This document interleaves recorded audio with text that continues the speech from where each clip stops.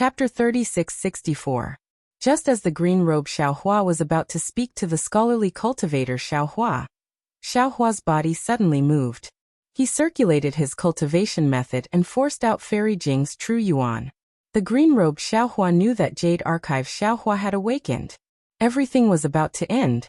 Fairy Jing's heart was filled with grief. She didn't notice that the flames on her body had extinguished, nor did she notice that her true yuan had been forced out. She saw Xiaohua's eyelids blink a few times and slowly open. She hastily changed into a cheerful smile and forced herself to say, "Xiaohua, you're awake?" "Oh, Fairy Jing?" Xiaohua saw Fairy Jing's smiling face and didn't understand for a moment. However, when he heard her words, he understood the whole story.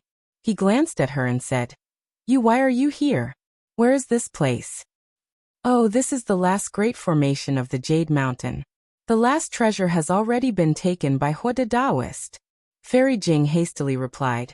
"However, the Dragon Gate of the Jade Pavilion Gathering hasn't appeared yet. The entire Great Formation is collapsing and all the cultivators are in a mess." Xiaohua heard this and couldn't help but smile helplessly. Nonsense, Kong Hongwu was killed by him. How could the Dragon Gate of the Jade Pavilion Gathering appear? As soon as he woke up, he met Fairy Jing and didn't have a chance to see Kong Hongwu's Qianquan bag. Of course, he didn't know how to open the Dragon Gate. "Xiaohua, how did you get here?" "Just now, no, I haven't seen you for a year," Fairy Jing hastily asked as if she was afraid that she wouldn't have the time to ask in this life. Xiaohua laughed bitterly once more and said in a low voice, "I was injured by the boulders in the rockfall formation, and then I lost consciousness. Now that I've just woken up, I presume all the grand formations were destroyed, and I was sent out as well? Ouch, my dantian." When Xiaohua finished speaking, he actually cried out in alarm, as if no one else could hear him. Fairy Jing was anxious and whispered, "Xiaohua, don't say anything. Your dantian is broken and your cultivation is no longer there. Hua the Taoist and the others are not far away. You mustn't let them know. I'll take you to find Senior Taoist and the others first." "Okay." Xiaohua's face was filled with panic, as he hurriedly agreed. With Fairy Jing's help, he struggled to get up. Wind blew through the gap between the flames in the distance, as if someone was about to enter. At this moment, there was a boom sound. It was the sound of waves crashing into the mountain rocks that the Taoist cultivators were very familiar with. Everyone's vision darkened. Then a meteor soared into the sky and crashed into the crimson flames. The entire crimson sky shook violently. A huge black hole flashed with a golden frame. The meteor turned into a huge sun in the black hole. A three-legged golden crow flashed in the sun. Then the entire sun fell into the black hole and disappeared. A dazzling brilliance rushed out from the black hole. This brilliance was like a rainbow bridge. One end of the rainbow bridge was placed on the black hole, and the other end landed on the collapsed array. The strange thing was that as soon as the rainbow bridge fell, the entire disintegrating array stopped splitting. All the flames, inscriptions, and spatial cracks froze. Is this the Dragon Gate?" Xiaohua was dumbfounded. After all, he was already looking through Kong Hongwu's Qianquan bag. "Let's go." Fairy Jing didn't care about this. She roared and dragged Xiaohua to where the rainbow bridge fell. Below the rainbow bridge stood Zhai Xingzi. At this moment, Zhai Xingzi didn't step on the rainbow bridge. Instead, he looked up at the place where the meteor had come from. That place was filled with crimson clouds, so he couldn't see anything. However, Zhai Xingzi clearly saw that behind the clouds, there was a woman whose face was also covered in red clouds. Fairy Jing had just left with Xiaohua when the ashen-faced Taoist Yuan Qing emerged from behind the solidified flames. He fiercely stomped his feet on the clouds with a remorseful look on his face. Soon after, he flew up and carefully covered his tracks as he followed behind Fairy Jing. "This isn't the Dragon Gate." Taoist Huada stood not too far away from Zhai Xingzi and coldly said, "This is Star-Lord Palace's trap." The cultivators who had left the Jade Pavilion Gathering didn't move. Although the cultivators who hadn't seen the Dragon Gate open before were tempted, they still stopped after hearing Taoist Huada's words.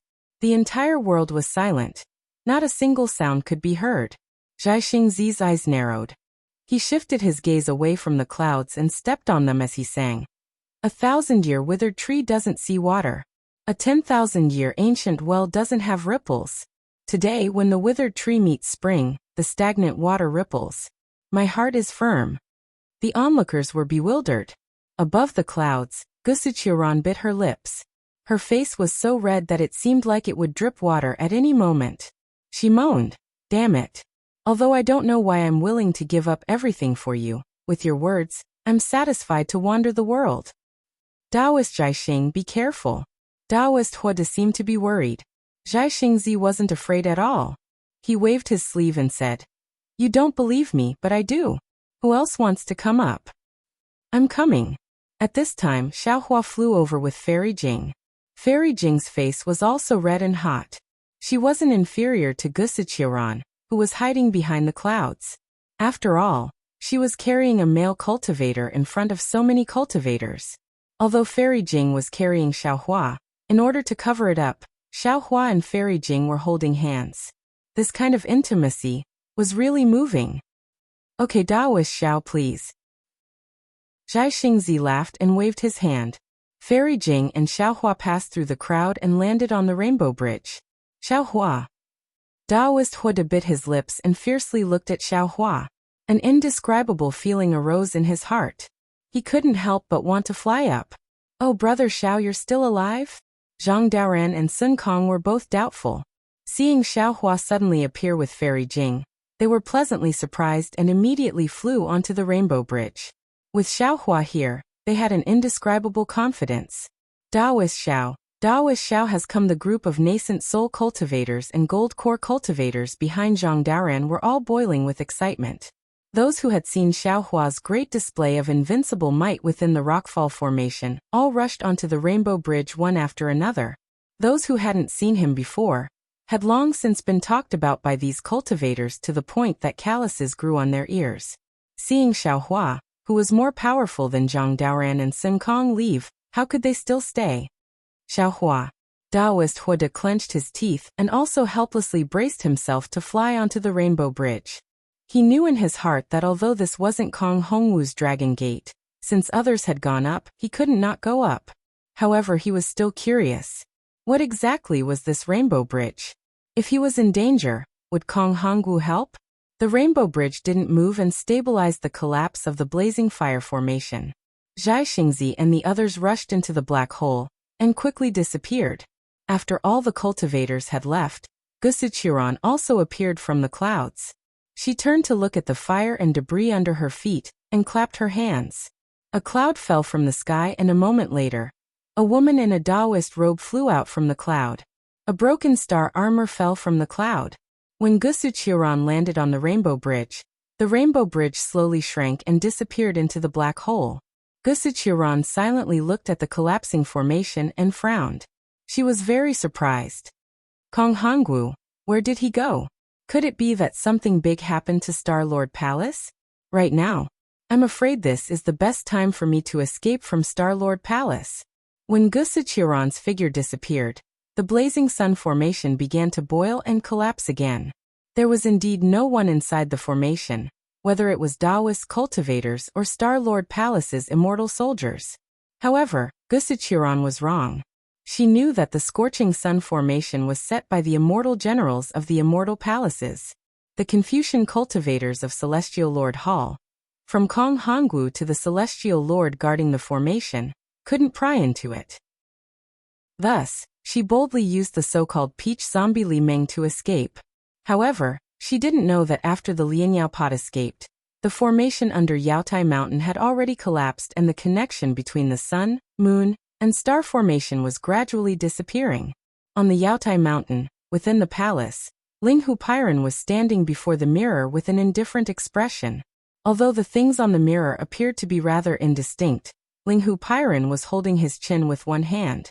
He was looking at all of this in a very thought-provoking manner. His eyes contained a sneer, confusion, and even a trace of concern. The light from the Lianyao pot rushed out of Yaotai Mountain and quickly disappeared into the void. The heavenly general's primordial spirit shadow followed behind like a real person. When it reached the sky, it opened its mouth and a palm-sized imperial equipment flew out. This imperial equipment was in the shape of a flying shuttle, and a layer of light purple clouds appeared on top of it. The heavenly general's body swayed, and the entire primordial spirit shadow entered the imperial equipment. But the flying shuttle let out a strong roar, and the space within a few feet showed slight distortions. A huge pillar of vast chi fell into the flying shuttle from all directions. Whoosh! The flying shuttle didn't move at all, and it crashed into the void and disappeared. After an unknown amount of time, the flying shuttle that was flying forward at an extremely fast speed in the void suddenly hit an invisible enchantment. Circles of 9-colored light rippled in all directions in the void. Even the void was extremely distorted. When the flying shuttle entered the restriction, it suddenly slowed down, and an extremely long shadow appeared. The originally palm-sized flying shuttle was stretched to 1,000 feet long. The rumbling sound of the flying shuttle also became muffled and erratic at this point. Then, thousands of light spots flew out from the flying shuttle. Layers of inscriptions bloomed like an epiphyllum. Ripples appeared on the left side of the flying shuttle. The light spots scattered around the flying shuttle rushed into the depths of the sea, and disappeared without a trace. There was a palace made of silver, and the surroundings were filled with light green clouds. The brilliance of the clouds was like the sky, illuminating the surroundings. The palace's vermilion door was extremely large. Above the vermilion door of the palace, there was a bright plaque with 3 inscriptions. Jasper Flower Palace. An indescribable majesty was emitted from these 3 inscriptions, covering a range of several hundred feet in front of the palace. Chapter 3665. Behind the towering palace gate were layers upon layers of pavilions and pavilions.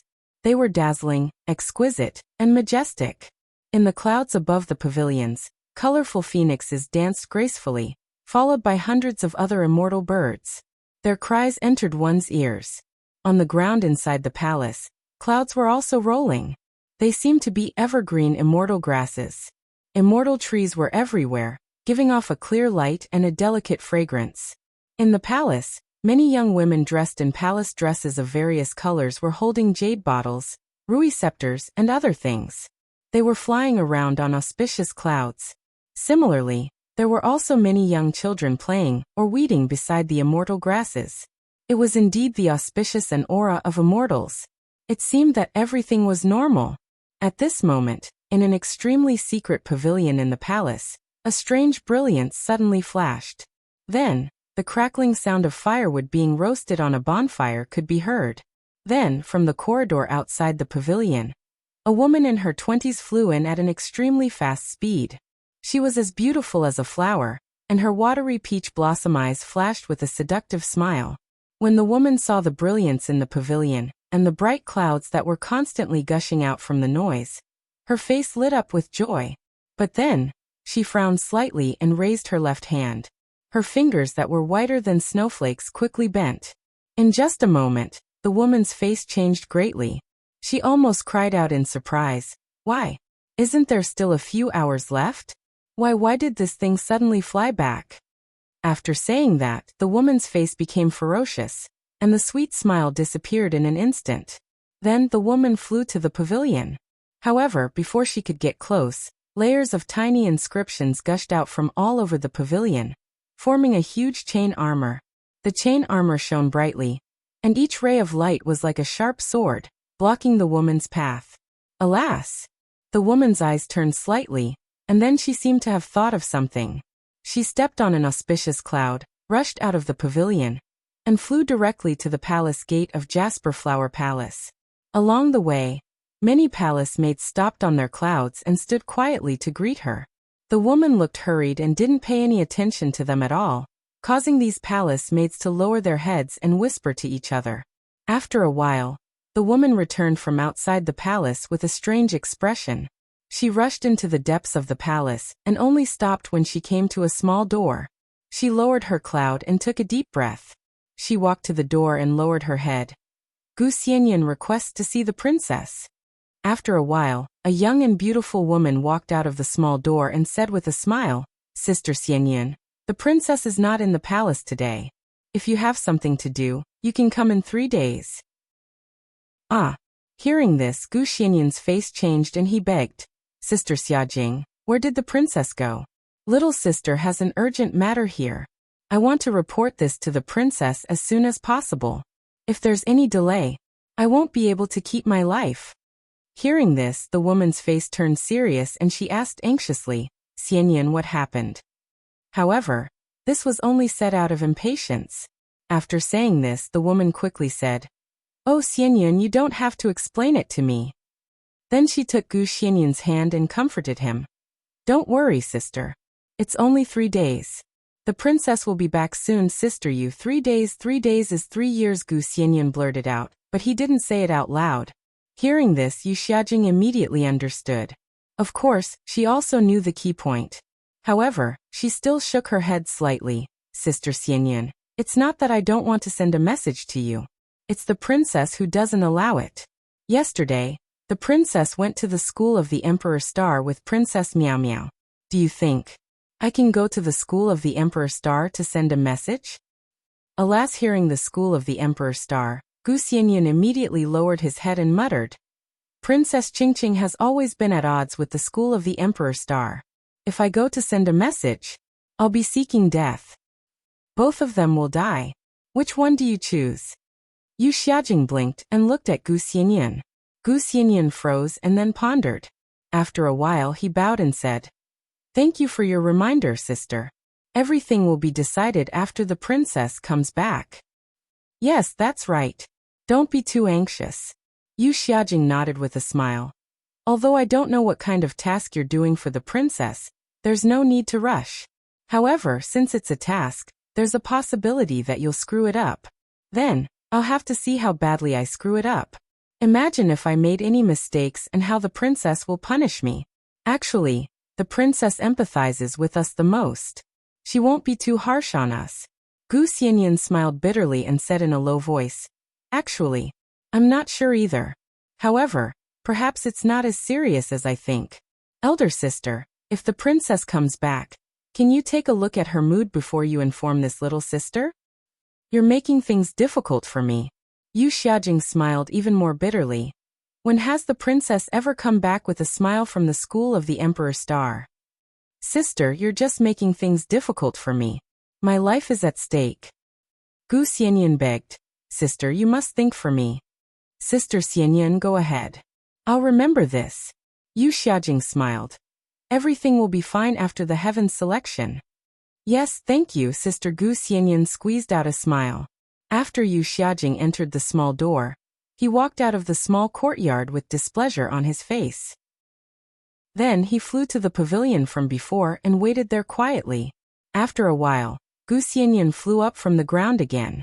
With a cold smile on his face he muttered, No, I can't just wait here like this. That thing has come back. Although it's early, it's not a big mistake. However, I'm afraid only Kong Hongwu knows what happened at Yaotai Mountain. If I don't get to the bottom of this, when the princess asks, how can I answer? As he spoke, Gu Xianyan flew into a corridor and disappeared. Poor Xiaohua didn't know that the trouble this time actually involved the princess of the Immortal Palace. He followed Fairy Jing onto the Rainbow Bridge. Naturally, Fairy Jing took him and flew behind Zhai Xingzi. Although Zhang Daoran and Sun Kong Shangren were behind them, they just looked at each other and didn't say anything. After they flew across the Rainbow Bridge and rushed into the huge black hole, just like when they entered Yaotai Mountain, light and shadow flashed. As if they had passed through many small worlds. A vast mountain range appeared in front of Xiaohua and the others. Woo-woo, at this moment, the north wind was blowing above the mountain range. Large snowflakes fell from the sky. Before they could land, they were torn to pieces by the wind. A gust of cold air rushed into Xiaohua's mouth and nose. Xiaohua took a deep breath. It was really a refreshing feeling. I'm Zhai Xingzi. I didn't ask for your Dharma name. Zhai Xingzi flew in front. After he left Yaotai Mountain, he scanned with his divine sense and a smile appeared on his face. He looked at Xiaohua holding hands with Fairy Jing and said with a smile, I really envy your intimacy with your lover. The blush on Fairy Jing's face increased. She pulled back her hand and didn't dare to take it back. She opened her mouth to say something but didn't know how to refute. She simply lowered her head and didn't say anything. Xiaohua smiled and cupped his hands saying, I'm Xiaohua. My Dharma name is Daoist Xiao. Xiaohua. Zhai Xingzi frowned. A cold smile immediately appeared on his face. So you're Xiaohua. He, not bad, not bad. Zhai Xingzi said not bad, but his face was full of disdain. How was that not bad? What's the meaning of this, Taoist? Xiaohua was somewhat bewildered. Just as he was about to speak, Zhai Xingzi flung his sleeve and said coldly, I originally thought you were a forthright person. Who knew? Your heart was actually dirty. Alas, you can't judge a book by its cover. After saying that, he urged his figure and flew to the other side of the foothills. Is this guy sick? Xiaohua was completely at a loss and couldn't help but say in a low voice. Pfft. Fairy Jing on the side chuckled and said, previously on Yaotai Mountain, Zhai Xingzi was together with Taoist Huada. He must have heard Taoist Huada's ugly words. I was wondering. Xiaohua suddenly came to a realization. He tilted his head and looked at the rippling water like air behind him. The cultivators flew out one by one. He smiled and said, Fairy Jing, do you think I should kill Taoist Huada right now? If Taoist Huada hadn't been mentioned, Fairy Jing wouldn't have thought about it. However, when she looked back, she found that except for her and Xiaohua who followed closely behind Zhai Xingzi, the other cultivators didn't fly out of the Yaotai meeting in the same order as on the Rainbow Bridge. Zhang Daoran and Sun Kong Shangren weren't behind them at all. This is bad. Fairy Jing hurriedly urged her magic power to fly away. While flying, she scolded. You still want to find trouble? It's good enough that Taoist Huada didn't find trouble with us. Us. Xiaohua touched his nose and smiled bitterly. However, after thinking for a moment, he still pretended that he had lost his cultivation. Fortunately, Fairy Jing didn't have to worry for long. A moment later, several powerful divine senses swept over. Two of them were Zhang Daoran and Sun Kong Shangren. The two turned into rainbows and rushed over from afar. The other divine senses were somewhat resentfully retracted. Brother Xiao, Sun Kong Shangren shouted without flying close. You're really good. It seems that Fairy Jing was still beside this old man just a moment ago. This, in just a few breaths of time, you actually Senior Sun Kong. Fairy Jing's face was very red. She hurriedly flew over with Xiaohua and shouted, Senior, quickly come and take a look. Xiaohua, he at this point, Fairy Jing changed to transmitting her voice. Zhang Daoran was naturally more attentive than Sun Kong Shangren. When he saw that Xiaohua wasn't flying and was being carried by Fairy Jing, he already felt something was wrong. Without waiting for Fairy Jing to transmit her voice, he hurriedly flew over to Xiaohua and raised his hand to check Xiaohua's injuries. However, at this moment, Zhang Daoran stopped and looked at Xiaohua with a stunned expression. At this moment, Xiaohua's lips were slightly moving as if he was explaining something. Xiaohua didn't say much and only said a few words. Zhang Daoran slightly frowned. He looked at Fairy Jing and then at Sun Kong Shangren. His expression was very serious as he said, Brother Sun Kong, do you have any medicinal pills? Chapter 3666. When Sun Kong heard this, he shook his head slightly and said with a bitter smile, Brother Daoran, you really think too highly of me. My Dantian is destroyed and my nascent soul. I'm afraid it will also be greatly damaged. Not to mention completely obliterated. Even if I lose an arm or a leg, to completely recover, not only will I need to take a nascent soul pill, but I also need to cultivate for hundreds of years to fully recover. That nascent soul pill is a legendary immortal pill. I've only heard of it and never seen it, but...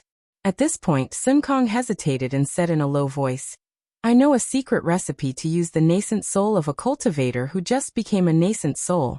Xiaohua laughed and hurriedly waved his hand. He gave Zhang Daoran a look, and then said to Sun Kong, No need to trouble Brother Sun Kong, I have a medicinal pill here. Although it's not as good as the nascent soul pill that fellow Taoist mentioned, it has an excellent effect on rebuilding the Dantian. I just haven't had a chance to take it. After a while, I'll find a place to take it. Although it can't be completely recovered in a short time, it's possible to use magic power and divine sense. Ah, Brother Xiao, what medicinal pill is this? Zhang Daoran was transmitting his voice to Sun Kong. Before Zhang Daoran could explain clearly, Sun Kong heard Xiaohua showing off, and hurriedly spoke. As soon as he opened his mouth, he was scolded by Zhang Daoran. Sun Kong's face also showed embarrassment. After all, both of them felt that Xiaohua was making an excuse. Unexpectedly, Xiaohua raised his hand and took out a jade bottle from his bosom. He said with a smile, "This pill is called the Heaven-Mending Pill. Not only can it be used to repair the Dantian, but it can also repair meridians." "Damn, the name is really arrogant," Sun Kong said with a smile. "If it can repair nascent souls, that's even better." Xiaohua shrugged his shoulders and took another Heaven-Mend pill. He replied, "This medicinal pill has been used by little brother before on gold core and foundation building disciples whose cultivations were crippled. I still don't know what kind of effect it has on nascent souls." "Really?" Not to mention Sun Kong, even Zhang Daoren asked with some surprise.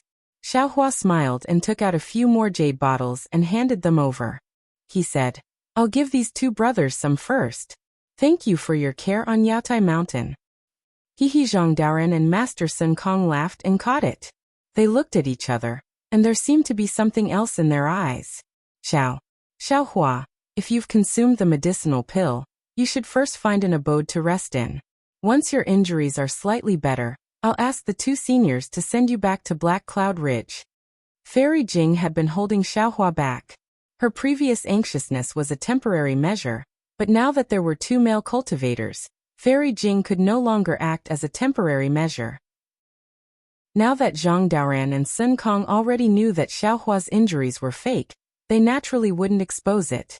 They hurriedly waved their hands and said, "We still have matters to attend to. I'm afraid we can't send Xiaohua back to Black Cloud Ridge. Fairy Jing, if you don't have any special matters, why don't you send Xiaohua back? You're a nascent soul cultivator, so you should be able to protect Xiaohua." This Fairy Jing didn't expect the two of them to push the blame away, so she hesitated. Zhang Daoren thought a lot. He smiled and said, "Now that we have come out of the Yaotai assembly, we have escaped from the tiger's den.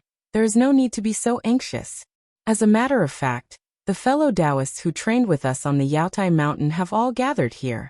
Let's first discuss how to distribute the things we obtained on the Yaotai mountain. Brother Xiao also happens to be recuperating from his injuries. It won't be too late for Fairy Jing to make a decision when it's time to leave." "All right." Fairy Jing nodded slightly. She looked to the left and pointed to a mountain peak in the distance, saying, "How about over there? Junior will take Xiaohua there first?" Sun Kong looked up. Although there was a lot of snow on the mountain peak, there was a large flat open space suitable for cultivators to rest. He nodded and said, "Then I'll have to trouble you, Fairy Jing."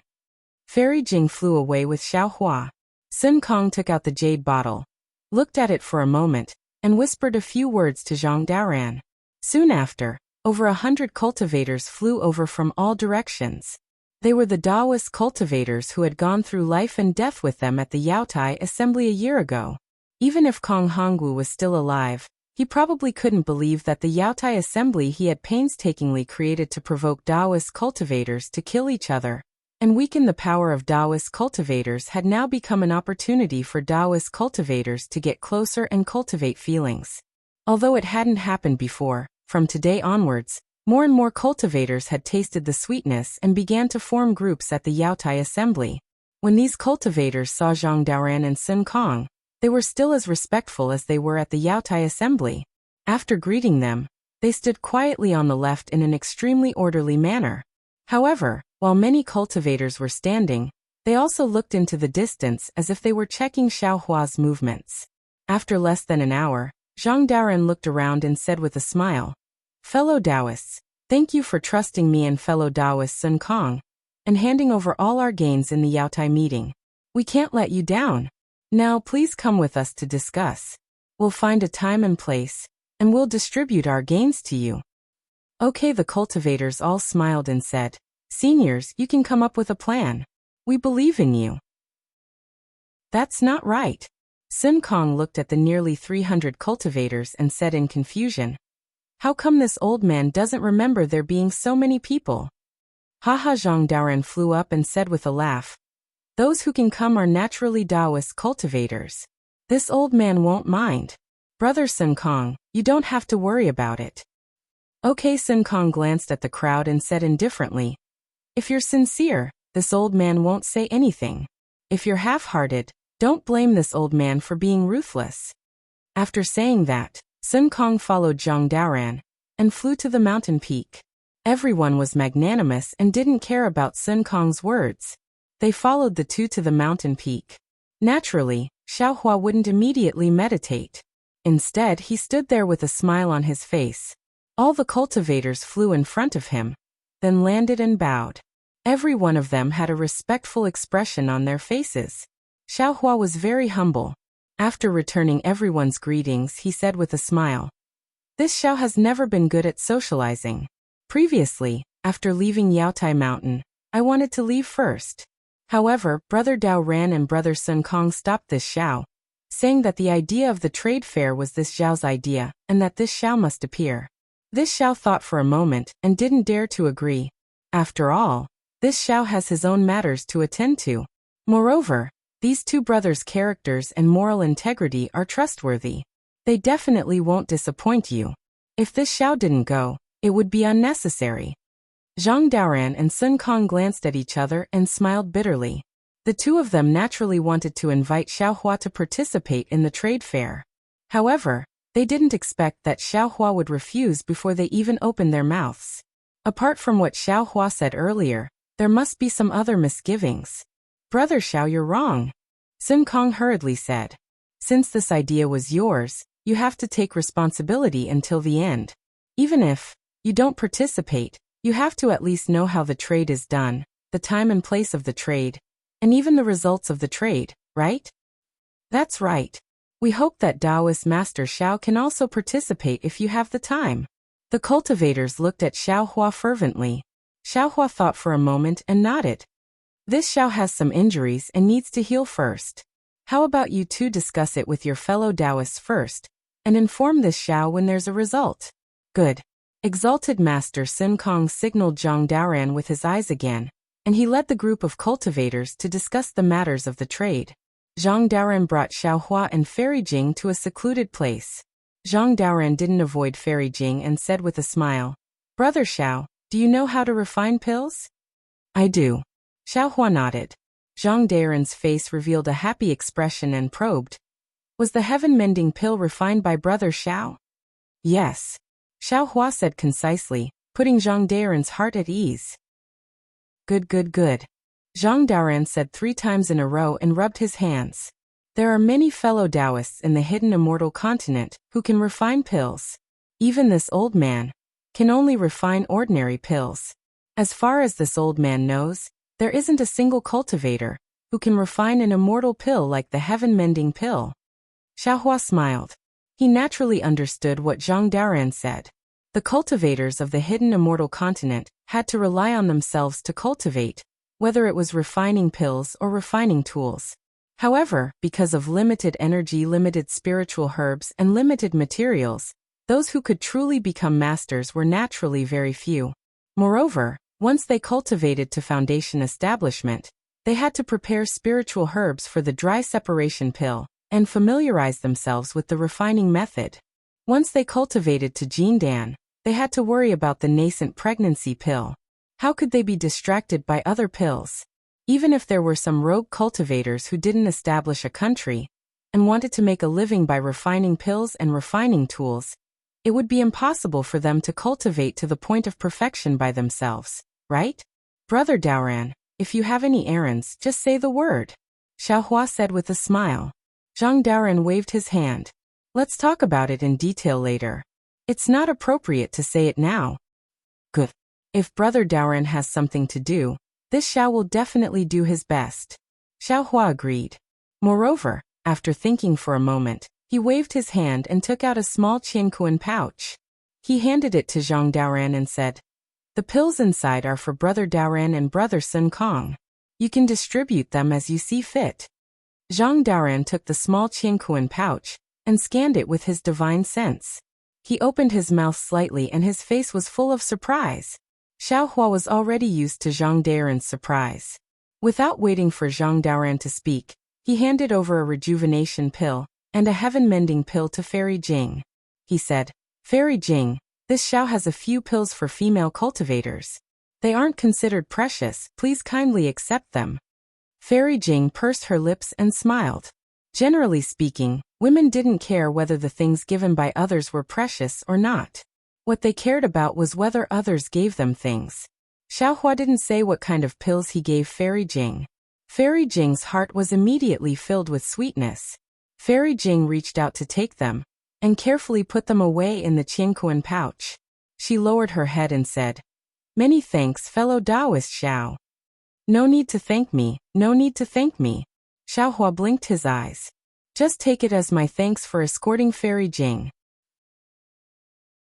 Chapter 3667. Hee, if you want me to be your bodyguard, I'm afraid these pills won't be enough. Fairy Jing replied with a chuckle.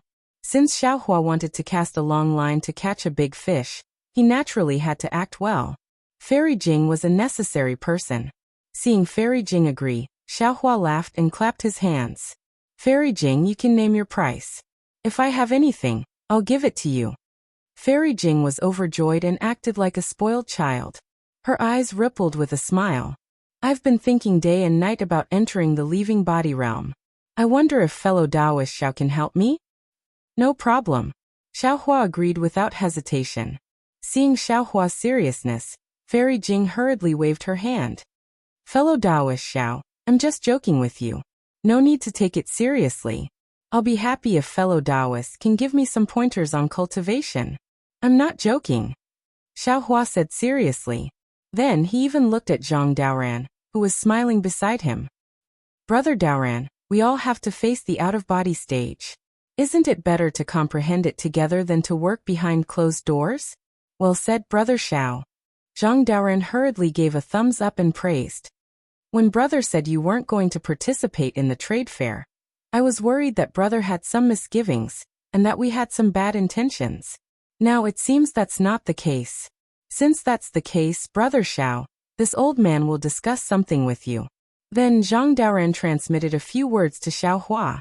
The general idea was that he wanted to unite his forces with Sun Kong's and Xiaohua's forces to develop together. Moreover, there was a faint hint of entrusting. Xiaohua pondered for a moment and nodded. "This matter is of great importance. I'm afraid it's not something that can be explained in a few words. After the trade fair, I'll have someone discuss it with Brother Daoran's subordinates. The three of us will have a good idea." "Good, it's a deal." Zhang Daoran's heart was set. He smiled at Fairy Jing. "I'll have to trouble Fairy Jing to protect Taoist Xiao. I'll go over there and take a look. Senior Daoran, please." Fairy Jing respectfully bowed and sent Zhang Daoran away. Seeing Zhang Daoran leave, Xiaohua sat cross-legged on the snow with his 5 hearts facing the sky. His mind entered his body to investigate. When Fairy Jing saw Xiaohua circulating his energy, she didn't dare to come over and disturb him. She only slightly released her divine sense to guard the surroundings. Kong Hongwu is truly insidious and cunning. The green-robed Xiaohua was now in control of his nascent soul. He spat out golden light from his mouth, spreading the medicinal power of the heavenly mending pill, and repairing his damaged dantian bit by bit. When he saw the jade archive Xiaohua enter, he gnashed his teeth and said, "Your methods are also vicious. Our corporeal bodies have been tempered, and our meridians are incomparable to those of ordinary cultivators. That so-called nascent soul annihilation art can penetrate the corporeal body and directly attack the dantian, and even destroy the nascent soul. If I hadn't gone out with my nascent soul, I'm afraid I would have been killed by him. Once bitten, twice shy." Jade Archive Xiaohua sighed slightly. "This time we suffered a great loss, but the harvest is not small. In the end, nearly 100 nascent souls of the demon purification pot were taken away by the fiend's saber. I'm afraid he won't be able to take away many of them." Upon hearing the harvest, the green-robed Xiaohua was immensely proud of himself. He smiled and said, "Right now you and I have a lot of empty nascent souls. I want to wear one. Look at one and throw another one to the side." "Empty nascent souls?" Jade Archive Xiaohua frowned. "Aren't the nascent souls that we seized from the whirlpool in the demon refining gourd all intact?" The green-robed Xiaohua shook his head and said, "The nascent souls are all intact, but a lot of them have already been destroyed. The huge whirlpool outside the demon refining gourd is used to destroy the nascent souls and nascent souls. The longer they stay inside, the thinner their nascent souls will be. If I didn't have the Kunlun mirror and the spiritual fire, I would have already been powerless to protect myself. How could I save Taoist Jingting? Oh, this is troublesome. Jade Archive Xiaohua frowned. I still wanted to save these nascent soul cultivators, and let them cultivate scattered nascent souls. The Immortal Palace is also strange. Why do they have so many nascent souls? The green-robed Xiaohua was quite puzzled. Jade Archive Xiaohua shrugged. I'm afraid you'll have to ask that immortal envoy and Kong Hongwu. Unfortunately, Kong Hongwu was killed by the demonic saber, and even his nascent soul didn't escape. There's simply no way to interrogate him. Right, Do Shanjun's spiritual sense control ink cloud pupil has a secret technique to control nascent souls, using spiritual sense. The green-robed Xiaohua suggested again. Although this secret technique is really sinister, it's suitable for these nascent souls whose nascent souls have yet to reach perfection. It's better than letting their nascent souls dissipate in a muddle, right? Moreover, fellow Taoist is proficient in nascent soul branding and nascent soul splitting techniques. In addition, your spiritual sense has been tempered to such a terrifying level in the Rockfall Matrix. This nascent soul is simply tailor-made for fellow Taoist. That's not all. A voice faintly resounded in the void like heavenly thunder. Jade Archive Xiaohua raised his head in surprise. Soul Cultivator fellow Taoist has also made progress? That's right, fellow Taoist. Please come in for a chat. Soul Cultivator Xiaohua said with a smile. Jade Archive Xiaohua's figure flashed and disappeared into the mysterious dark clouds. After a moment he returned to his dantian with a smile. Soul Cultivator Xiaohua had already comprehended several soul cultivation techniques. Among them, there was a technique to repair the nascent soul, or rather, a beginner technique to repair the soul. Isn't this what Xiaohua needs the most right now? Great. Green-robed Xiaohua urged his invisible nascent soul to clap his hands and laugh. It's really like someone giving you a pillow when you're sleepy. Now that everything is ready, I don't even need the east wind anymore. Indeed. Xiaohua nodded. However, I seized 12 nascent souls from the swirl in the demon purification pot, and 11 were seized by fellow Taoist in green robe, including the 117 nascent souls that fellow Taoist in green robe sent into the lost realm of Kunlun, when he was refining the Kunlun mirror in the swirl. We have over 140 nascent souls that are still missing. It will take a lot of time and energy to repair the nascent souls of these nascent souls without using the secret technique of telepathic thoughts. Don't be a hypocrite. The green-robed Xiaohua sneered. Who knows what kind of character these nascent soul cultivators have? If you don't use your secret technique, how are you going to control them? Don't be a snake-warming farmer. And I will naturally consider this. Xiaohua smiled. You don't have to worry, fellow Taoist green robe. That's good. The green robe Xiaohua didn't speak anymore. In fact, after this Yaotai meeting, it's obvious where our shortcomings are. Jade Archive Xiaohua said. I need a more powerful spiritual weapon, or even a spiritual treasure. And the green-robed Xiaohua curled his lips. He knew that his problem had come, so he only responded lazily. The soul-punishing vital light needs to be refined again. The previous 2 nascent soul sword spirits were already difficult to kill a 5th stage essence chi cultivator. Moreover, the previous soul-punishing vital light mainly had a Yin-type sword spirit, which was too soft. Many cultivators' defensive magic treasures couldn't be pierced through. This time, I obtained Taoist Huada's fire gourd. I can refine it into the soul-punishing vital light. There's also that spatial monster's thigh. The green-robed Xiaohua saw that he couldn't refuse, so he blinked his eyes and said, the tip of that thigh can pierce through the void. It's very sharp. There's no harm in refining it into the soul-punishing vital light.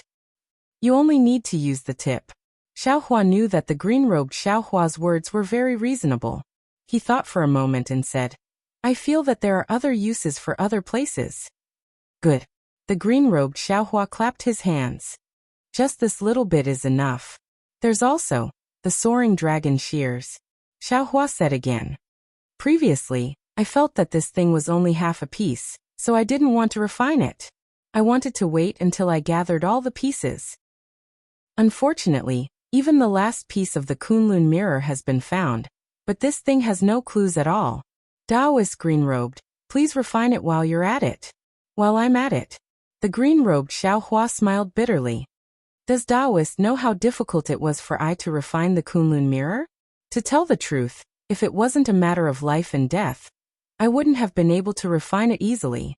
Xiaohua of course instantly said, that's why Taoist is several times more powerful than I. I can only trouble Taoist for this matter. I heard Confucian Taoist drop a book bag, saying something about a hands-off shopkeeper. Taoist, isn't he talking about you? The green-robed Xiaohua said somewhat eccentrically. Haha, Confucian Taoist Xiaohua's voice uncontrollably sounded above his head. He then hurriedly explained, Taoist.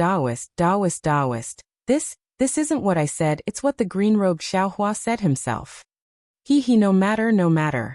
Fellow Taoists are all improving. I am also very happy, Xiaohua said with a smile. He then handed over the sword gourd, fire gourd, and soaring dragon shears to the green-robed Xiaohua, waiting for him to refine it after he repaired his dantian. Give it to me. The green-robed Xiaohua stretched out his hand. Without Taoist's blood essence, I can't refine it. Sai Xiaohua sighed and waved his hand. Taoist should first repair your dantian, and slowly nourish the two magic treasures. It's really not easy for I to take out my blood essence now. Let's wait a bit. That bastard Mo Ling has seriously injured us. The green-robed Xiaohua was silent. After a while he advised in a low voice, Taoist, Mo Ling is an outsider after all, you can't trust him. That demonic technique is also a technique of the demonic realm. You and I are humans, it's fine if we don't cultivate it.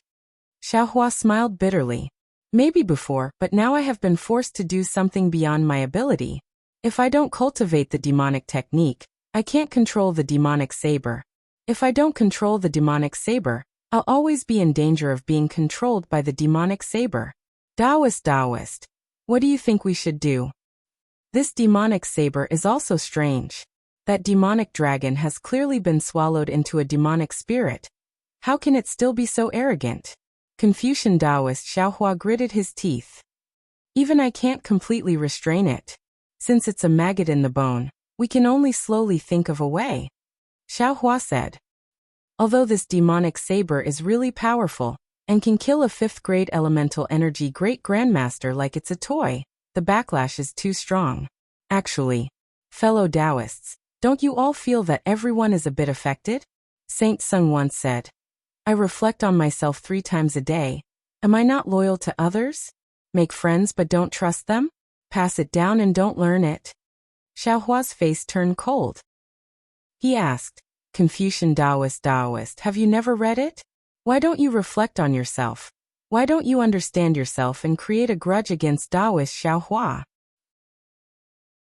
Chapter 3668. Sai, fellow immortal is right.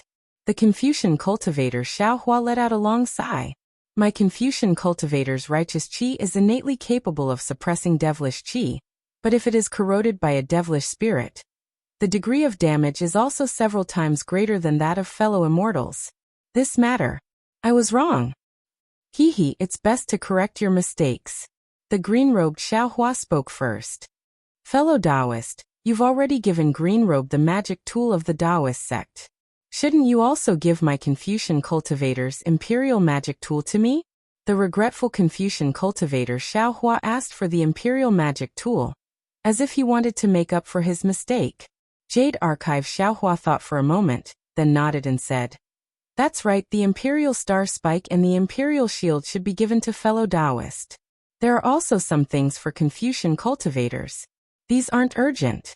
After fellow Taoist green robe organizes them, I'll give them to fellow Taoist to comprehend. Actually, Confucian cultivator Xiaohua hesitated for a bit before saying, I feel that the Confucian cultivator's Tao is a single breath. All the divine abilities are the same as the Buddhist sect's divine abilities.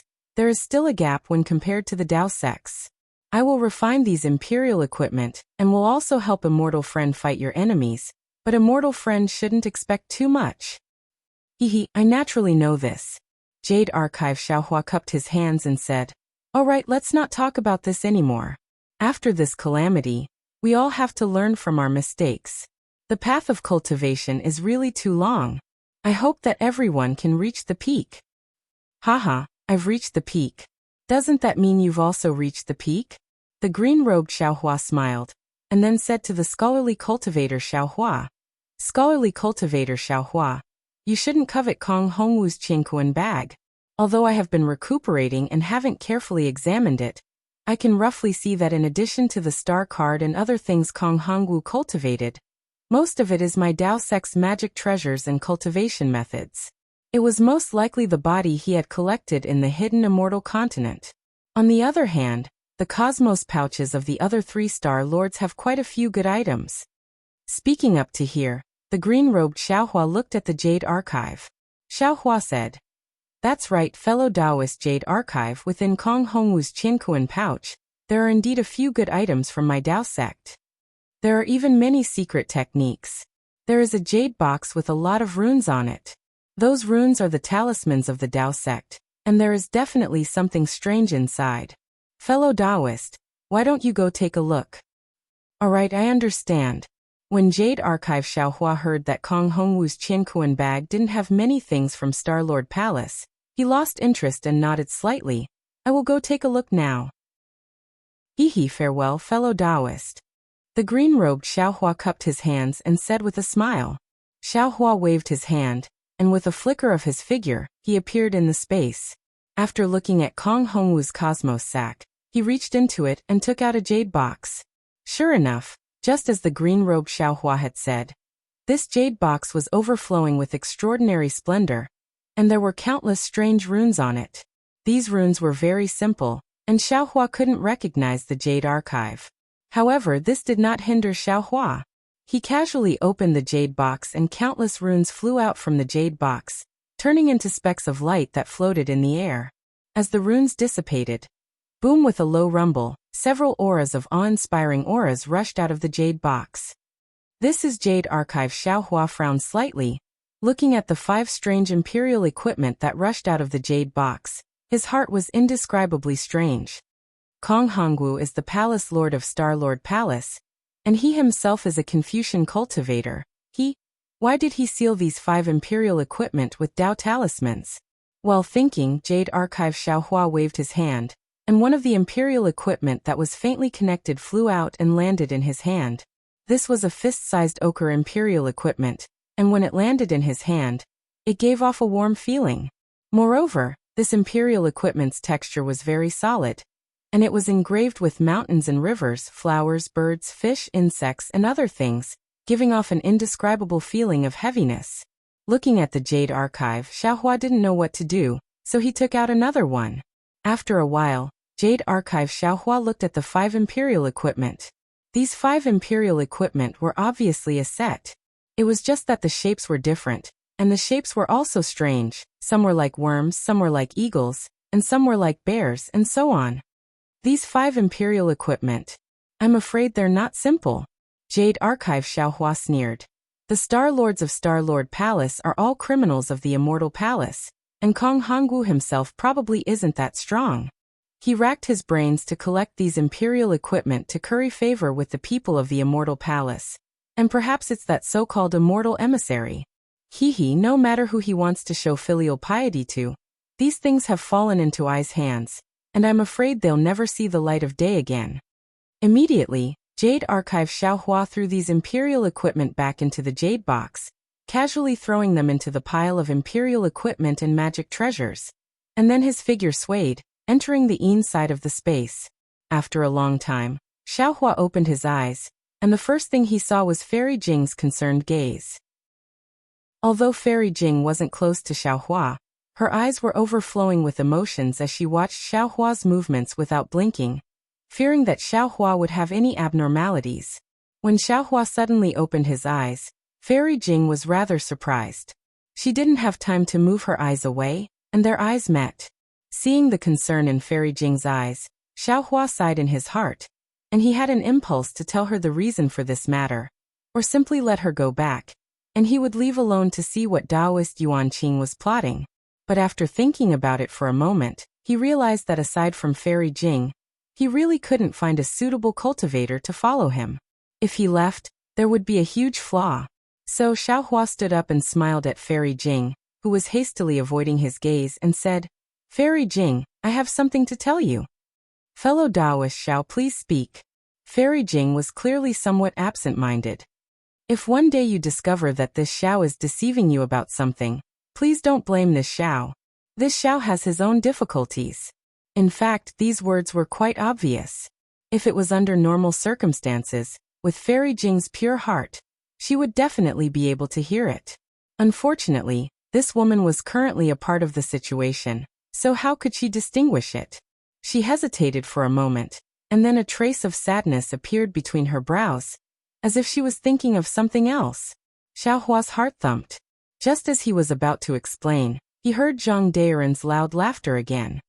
Brother Xiao, I didn't disturb you, did I? If you've already rested, please come over like this. We've already arranged everything. Fairy Jing, don't think too much. Xiaohua could only comfort her like this, and urged his figure to fly over. Of course, flying techniques were the most ordinary, and his speed was also extremely slow. Oh, fellow Taoist Xiao has already recovered? Master Sun Kong blinked his eyes at Xiaohua, and said loudly. Xiaohua smiled slightly. He naturally knew that Master Sun Kong, in order to cater to his plan, had promoted him quite a bit.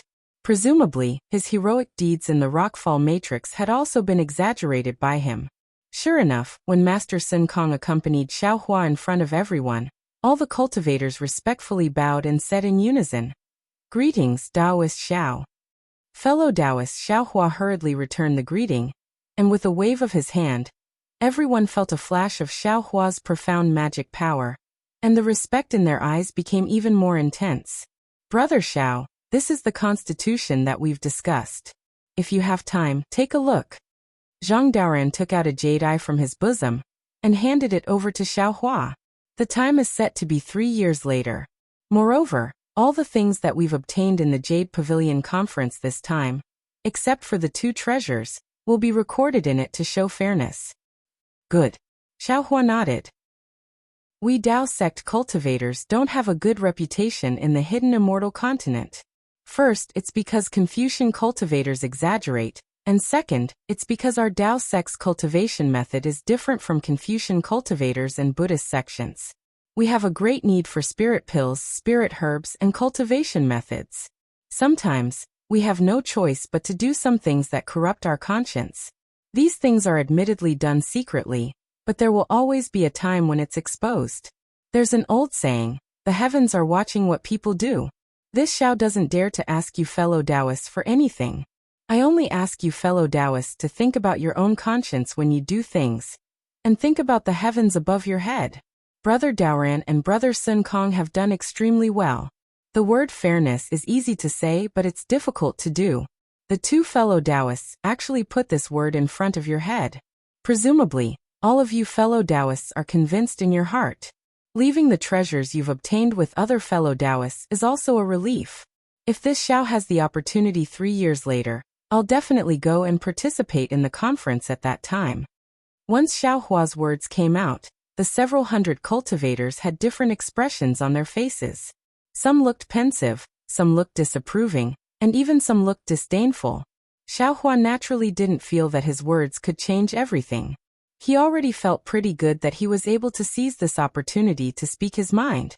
Immediately after, Xiaohua waved his hand again, and several hundred jade eyes fell down like rain. 1 or 2 fell in front of each cultivator's eyes. Oh, the crowd of cultivators looked at the jade eyes with puzzlement. They didn't know whether they should take it or not. Xiaohua cupped his hands and said, Fellow Taoists, this Xiao has a matter to ask of you. Inside these jade eyes are low-level mental cultivation methods from foundation establishment to enlightened realm. There are also some mental cultivation methods that are different from the current cultivation methods.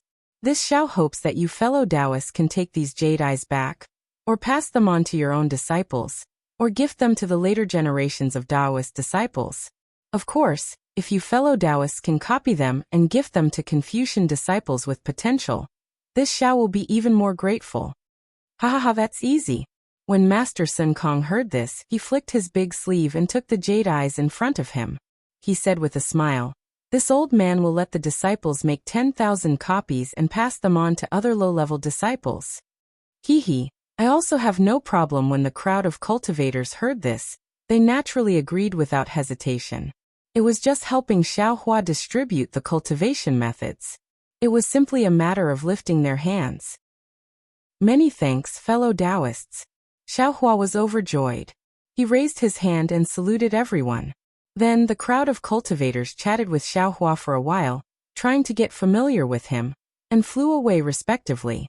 Seeing that everyone had left, and Master Sun Kong and Zhang Daoran were also about to say goodbye, Xiaohua thought of something and said with a smile, "Fellow Taoists are the senior experts of my Taoist cultivators in the hidden immortal continent. My Taoist lineage's inheritance will also have to rely on fellow Taoists." Chapter 3669. Then Xiaohua told them about his suspicions that Confucian cultivators had tampered with the Taoist techniques. Zhang Daoran and Sun Kong had cultivated for thousands of years, and had encountered far more things than Xiaohua. So how could they not feel anything? However, they had always been minding their own business. They were already very happy that they had obtained the correct techniques, so how could they care about others? Now that Xiaohua mentioned it, he even took out a lot of cultivation methods to ask them to teach their disciples. Of course, they all agreed. Finally, before the two left, Xiaohua specially asked them to help him find children with good aptitudes, and there was no limit to the number, the more the better. Sun Kong and Zhang Daoran knew that Xiaohua wanted to teach disciples, so they wanted to remind him, but when they thought about how high Xiaohua's cultivation was, how could he not know the pros and cons? They didn't mention it, and cupped their hands to bid farewell to Xiaohua. Fairy Jing naturally stayed by Xiaohua's side. She looked at Xiaohua's actions with a dumbfounded expression. These were things she had never thought about before. In her heart, as long as she could cultivate to nascent soul, then late nascent soul, it would be her life's greatest goal. She didn't dare to hope for out-of-body cultivators, so her agreement with Xiaohua was just a joke. After everyone had left, Fairy Jing said in a low voice, "Xiaohua, what are you doing all this for? Are you trying to revitalize the Taoist sect? Are you trying to develop your own power?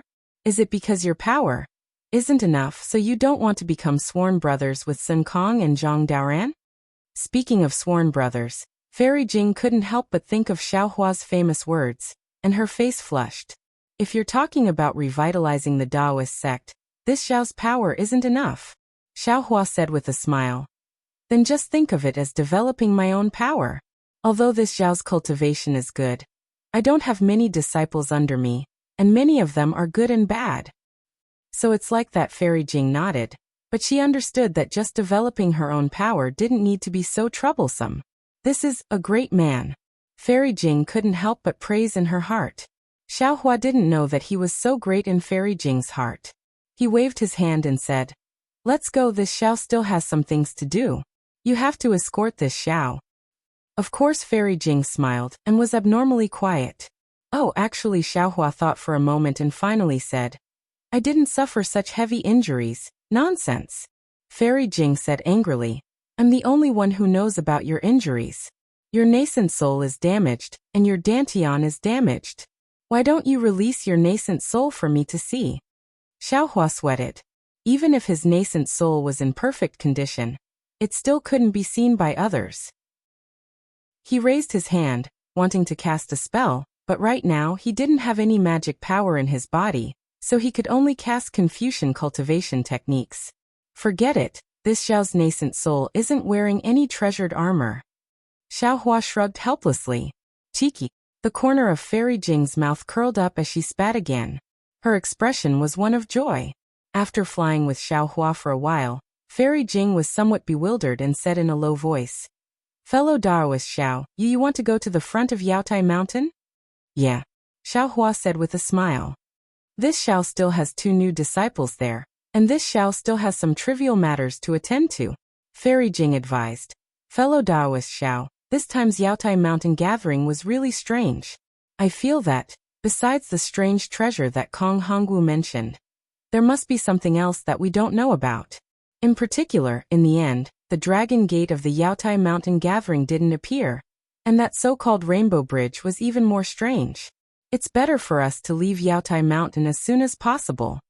Xiao Hua was well aware of this, but as a Taoist cultivator who killed Kong Hongwu, he should stay here at this time. Even if someone from the Immortal Palace came to investigate, he would appear calm and not easily be suspected by the Immortal Palace. Of course, this kind of calmness couldn't be too excessive. If people felt that he had nothing to fear, he would be suspected of trying to hide something. Therefore Xiao Hua nodded. Fairy Jing is right.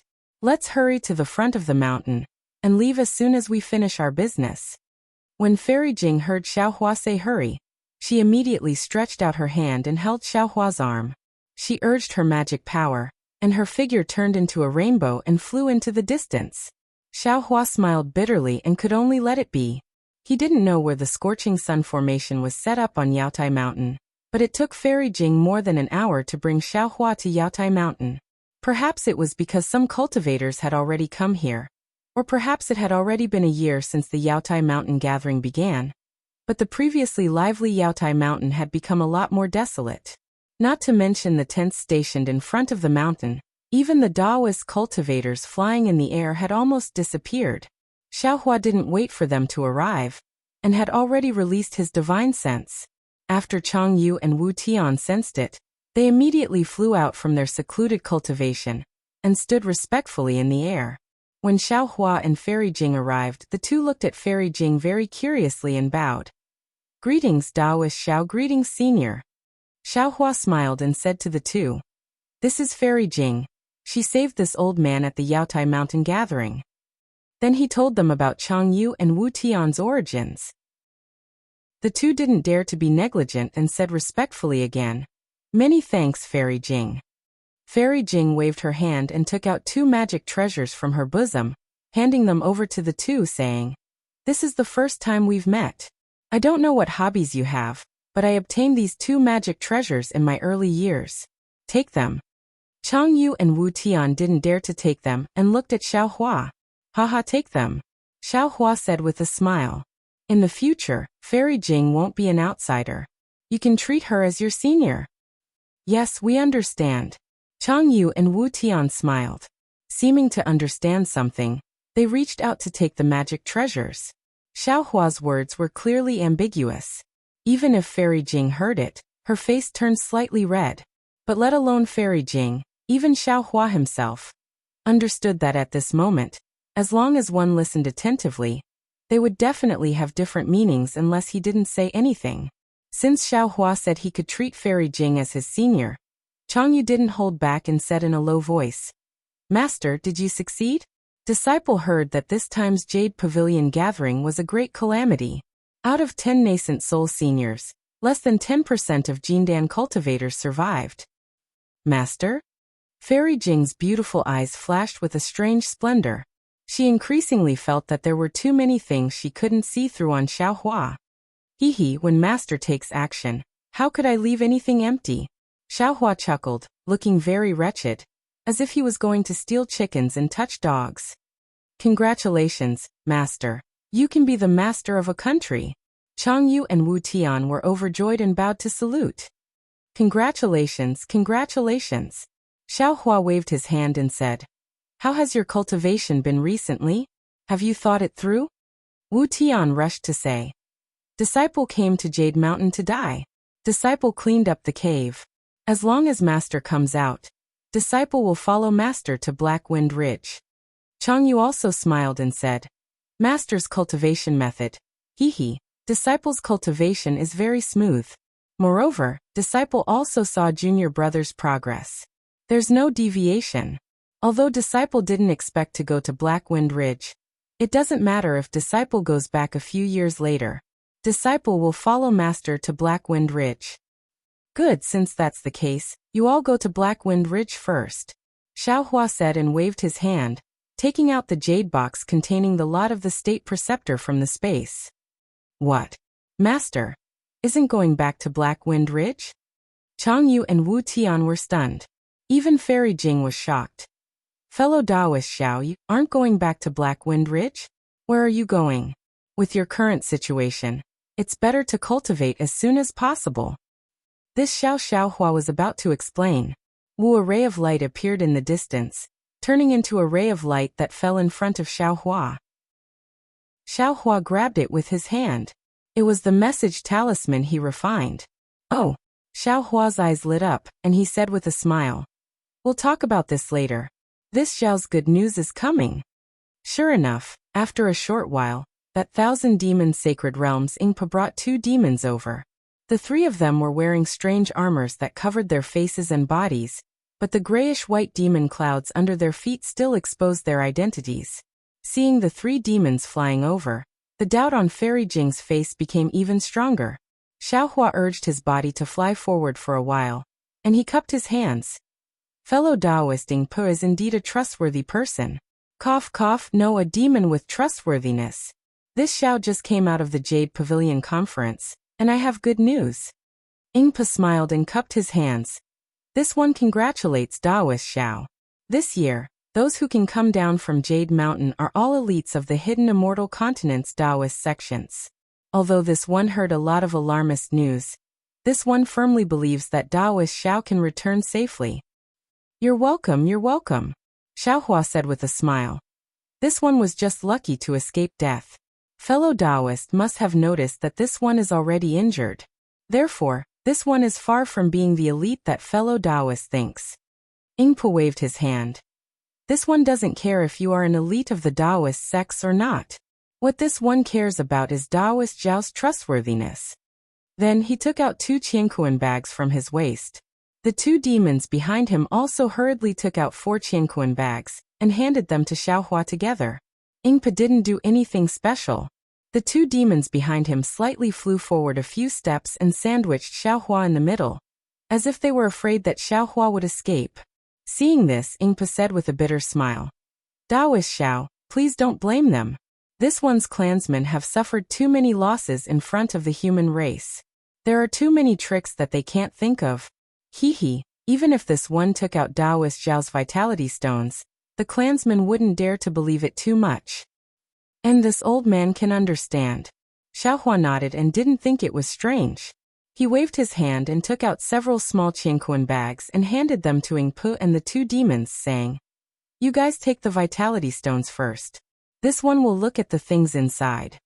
Ingpa didn't take the small qiankuan bags, but said a few strange words indifferently. The 2 demons hurriedly took the small qiankuan bags and looked at each other, then flew back behind Ingpa. Okay, this time, thank you fellow Taoist. Xiao Hua took out a jade-eye bag and handed it to Ingpa, saying, Next time, if fellow Taoist has something, you can send it to the place recorded on the jade-eye bag. This one's imprint is inside. It's also recorded who you give it to. They will pay fellow Taoist enough vitality stones. Chapter 3670. Seeing Xiao Hua like this, Ingpa was stunned and said in a low voice, Taoist master, you don't want to take a look at the things inside? No need. Xiao Hua said with a smile. To be honest, the things I need are all rare and strange. Taoist friend might not have the things inside. However, if I only want my own things, then wouldn't you be wasting your time on the other things? Rather than letting Taoist friend run around for nothing, I might as well take them all.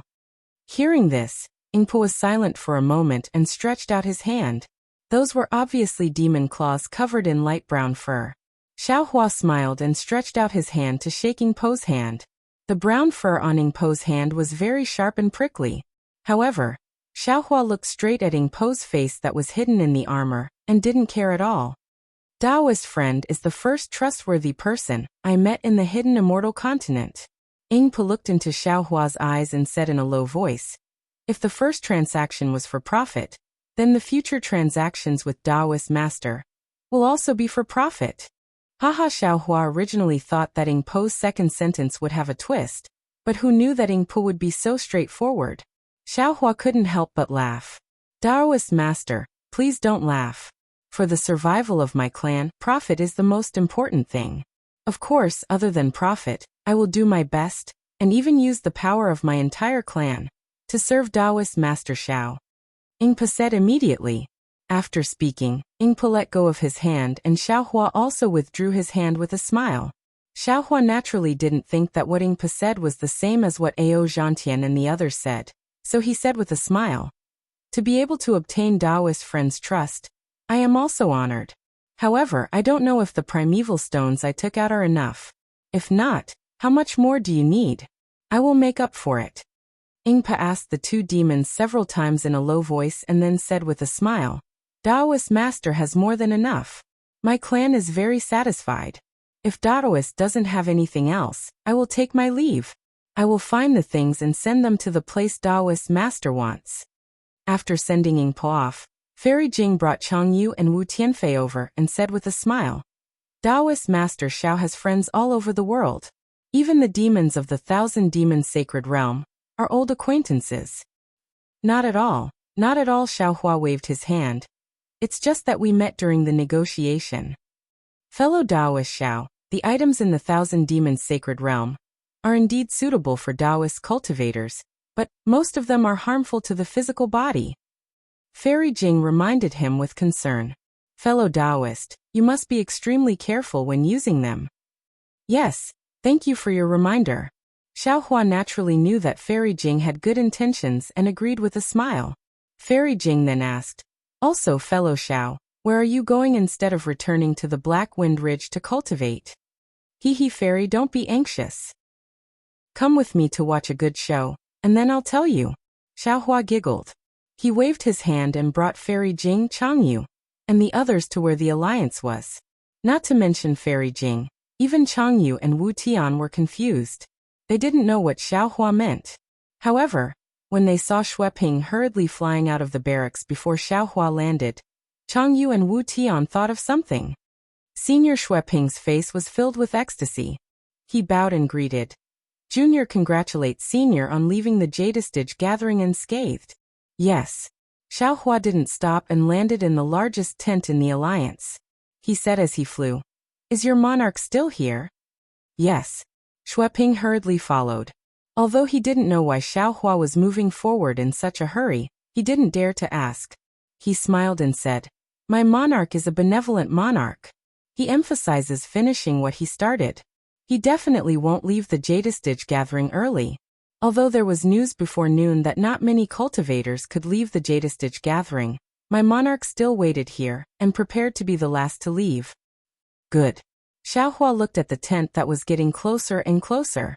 He narrowed his eyes and said, "Did you mention me to Xiao Jun?"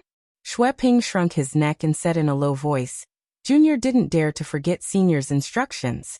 Junior didn't mention it. I hope Senior can give my monarch a surprise." "Ha ha ha, of course I'll definitely give Xiao Jun a surprise." Xiaohua laughed loudly. His laughter actually had a different meaning. Xueping was stunned and looked at Xiaohua in surprise. After all, from Xiaohua's tone he seemed to be familiar with Xiao Jun. Then, seeing that Xiaohua was already dozens of feet away from the tent, Xueping hurriedly reminded him. "Say, Senior, my monarch's tent is right in front.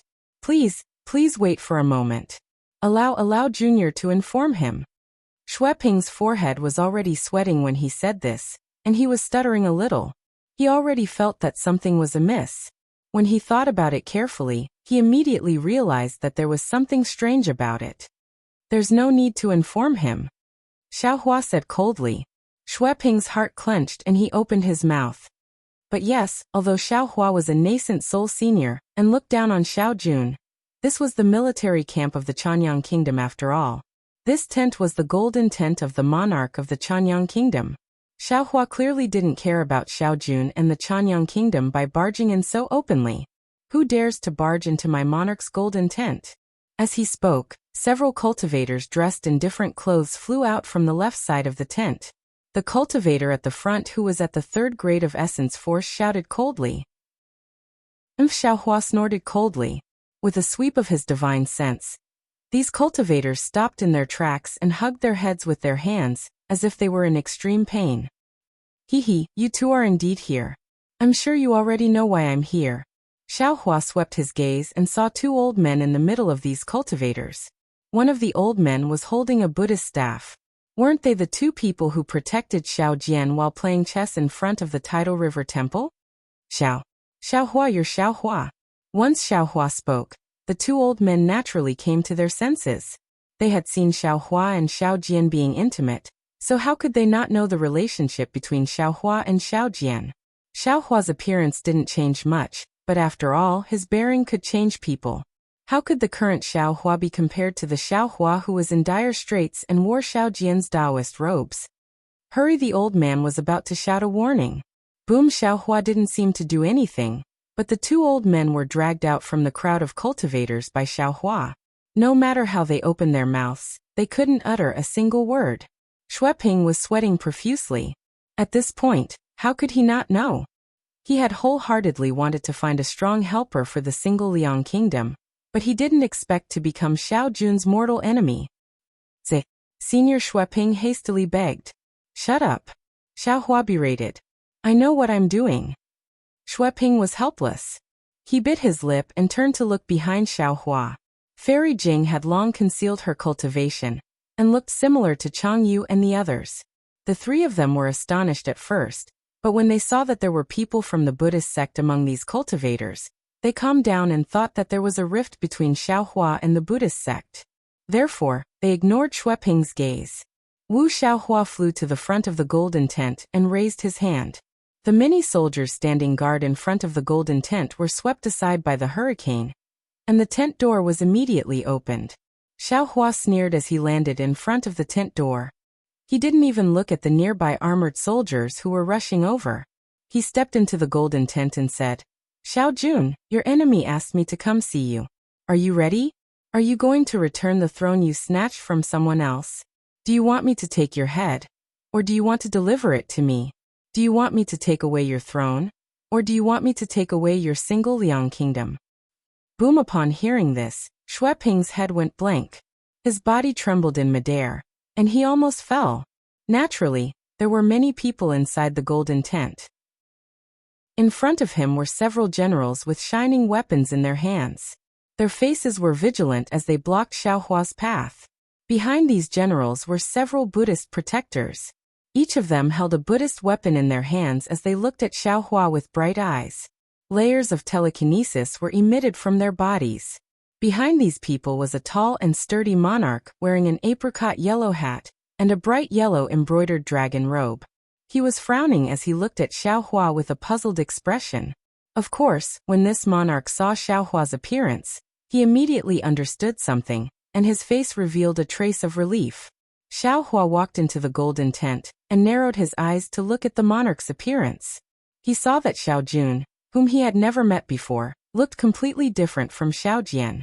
Xiao Jian was a wretched old man, but this Xiao Jun was not only tall but also had a dignified appearance. He had a square face and large eyes under his thick eyebrows flashed with a dignified divine light. He had a dignified appearance and even his mottled white hair made others feel a sense of respect. What?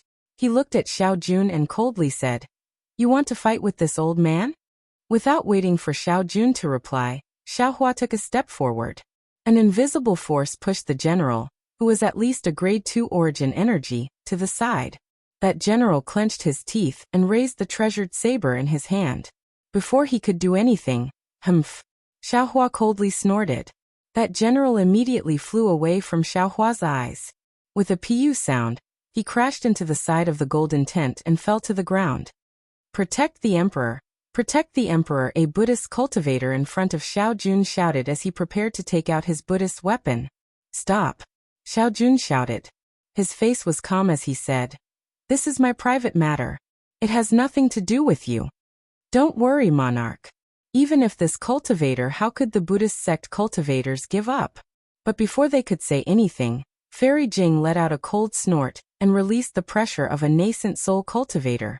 The Buddhist sect cultivators were all submerged by this pressure and found it difficult to even open their mouths. Fortunately, Fairy Jing only revealed a bit of her power and immediately withdrew her pressure. The cultivators in the tent were all shocked. That's right, a nascent soul cultivator who came out of the Jade Pavilion conference should have just experienced a life and death situation. How could these people compare to her? Chapter 36-71. All of you, retreat. Xiao Jun remained calm. Although his face was pale, He could still stand there and barely resist the power of a nascent soul cultivator. "My lord," all the cultivators and generals said in unison. "We would rather die in front of my lord than retreat." "Retreat." Xiao Jun waved his hand and said, "This is my family's matter, not the country's. You all are not allowed to interfere."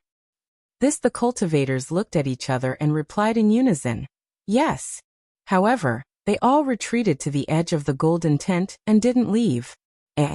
Seeing the reaction of the cultivators and soldiers, Xiao Jun sighed. He looked at Xiao Hua and bowed.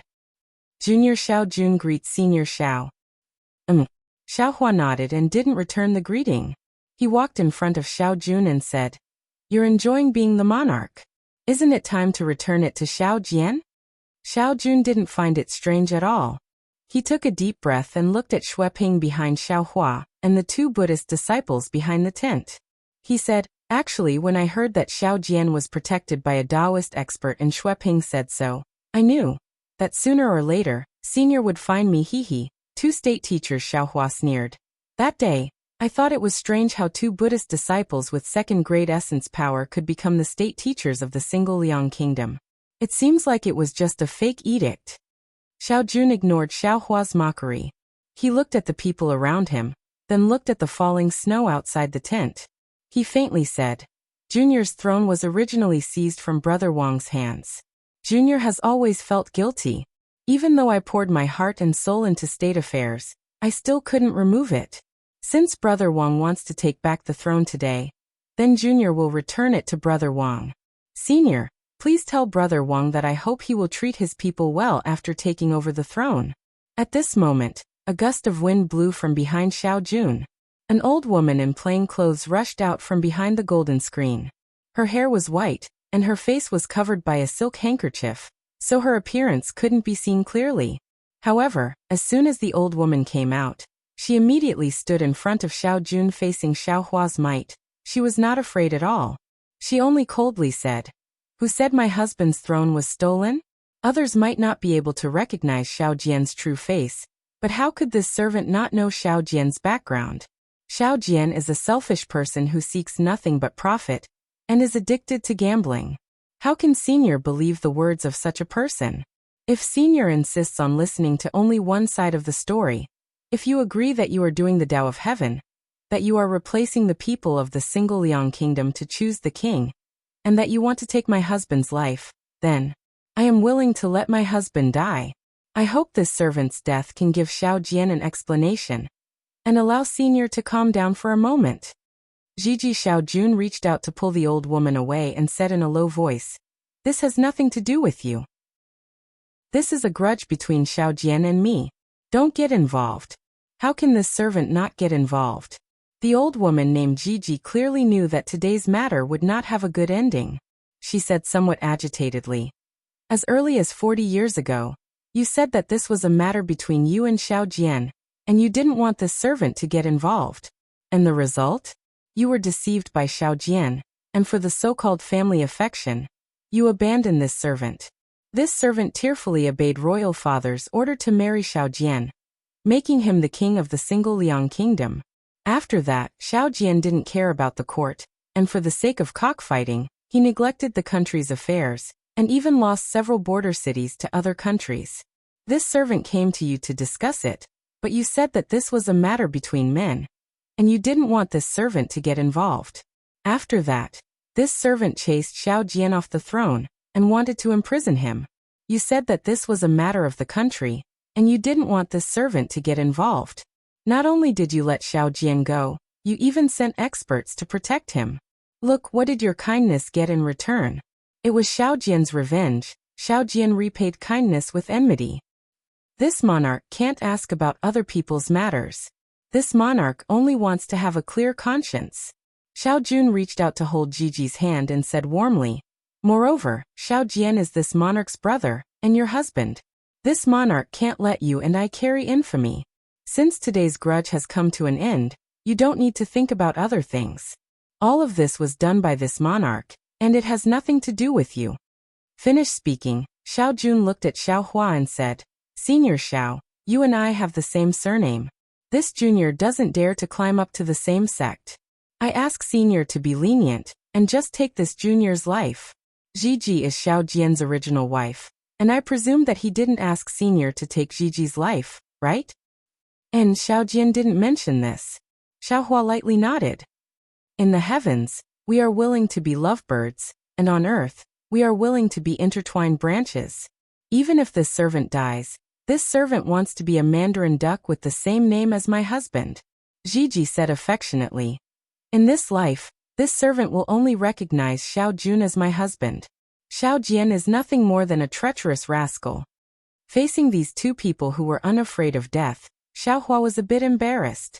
He knew of Xiao Jian's selfishness and his addiction to gambling.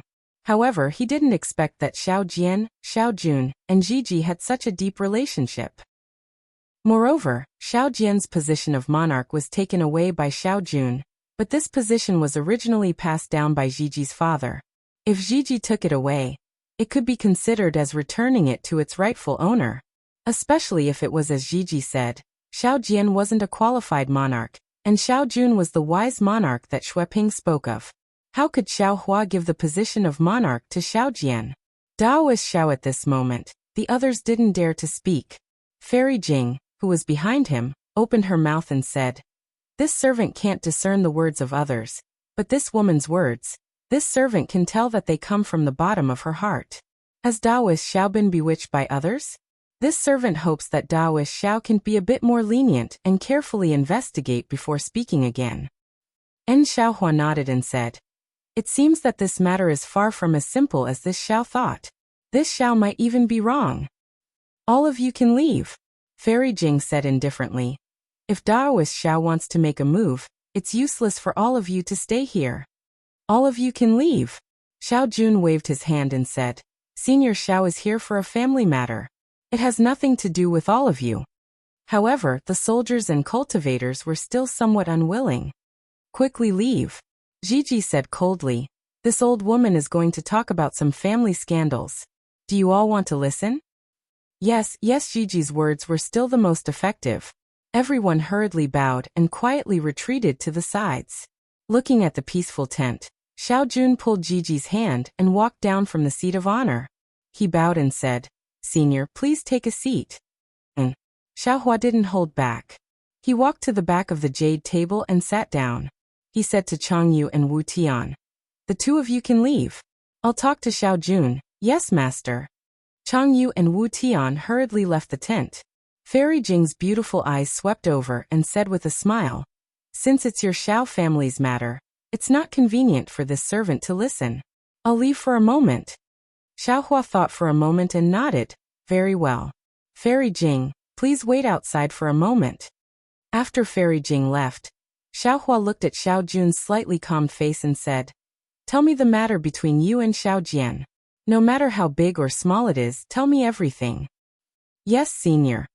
Seeing Xiaohua's tone as a senior of the Xiao family, the Xiao family didn't dare to be negligent and told the whole story in detail.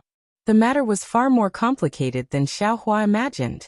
Xiao Jun and Xiao Jian were cousins. They were from the side branch of the Xiao family of the Single-Liang country. The Xiao family had some influence in the Single-Liang country, and was a big family that the king of the Single-Liang country wanted to rope in. Xiao Jun and Xiao Jian had a good relationship since childhood. Xiao Jian's character wasn't good and others didn't like him.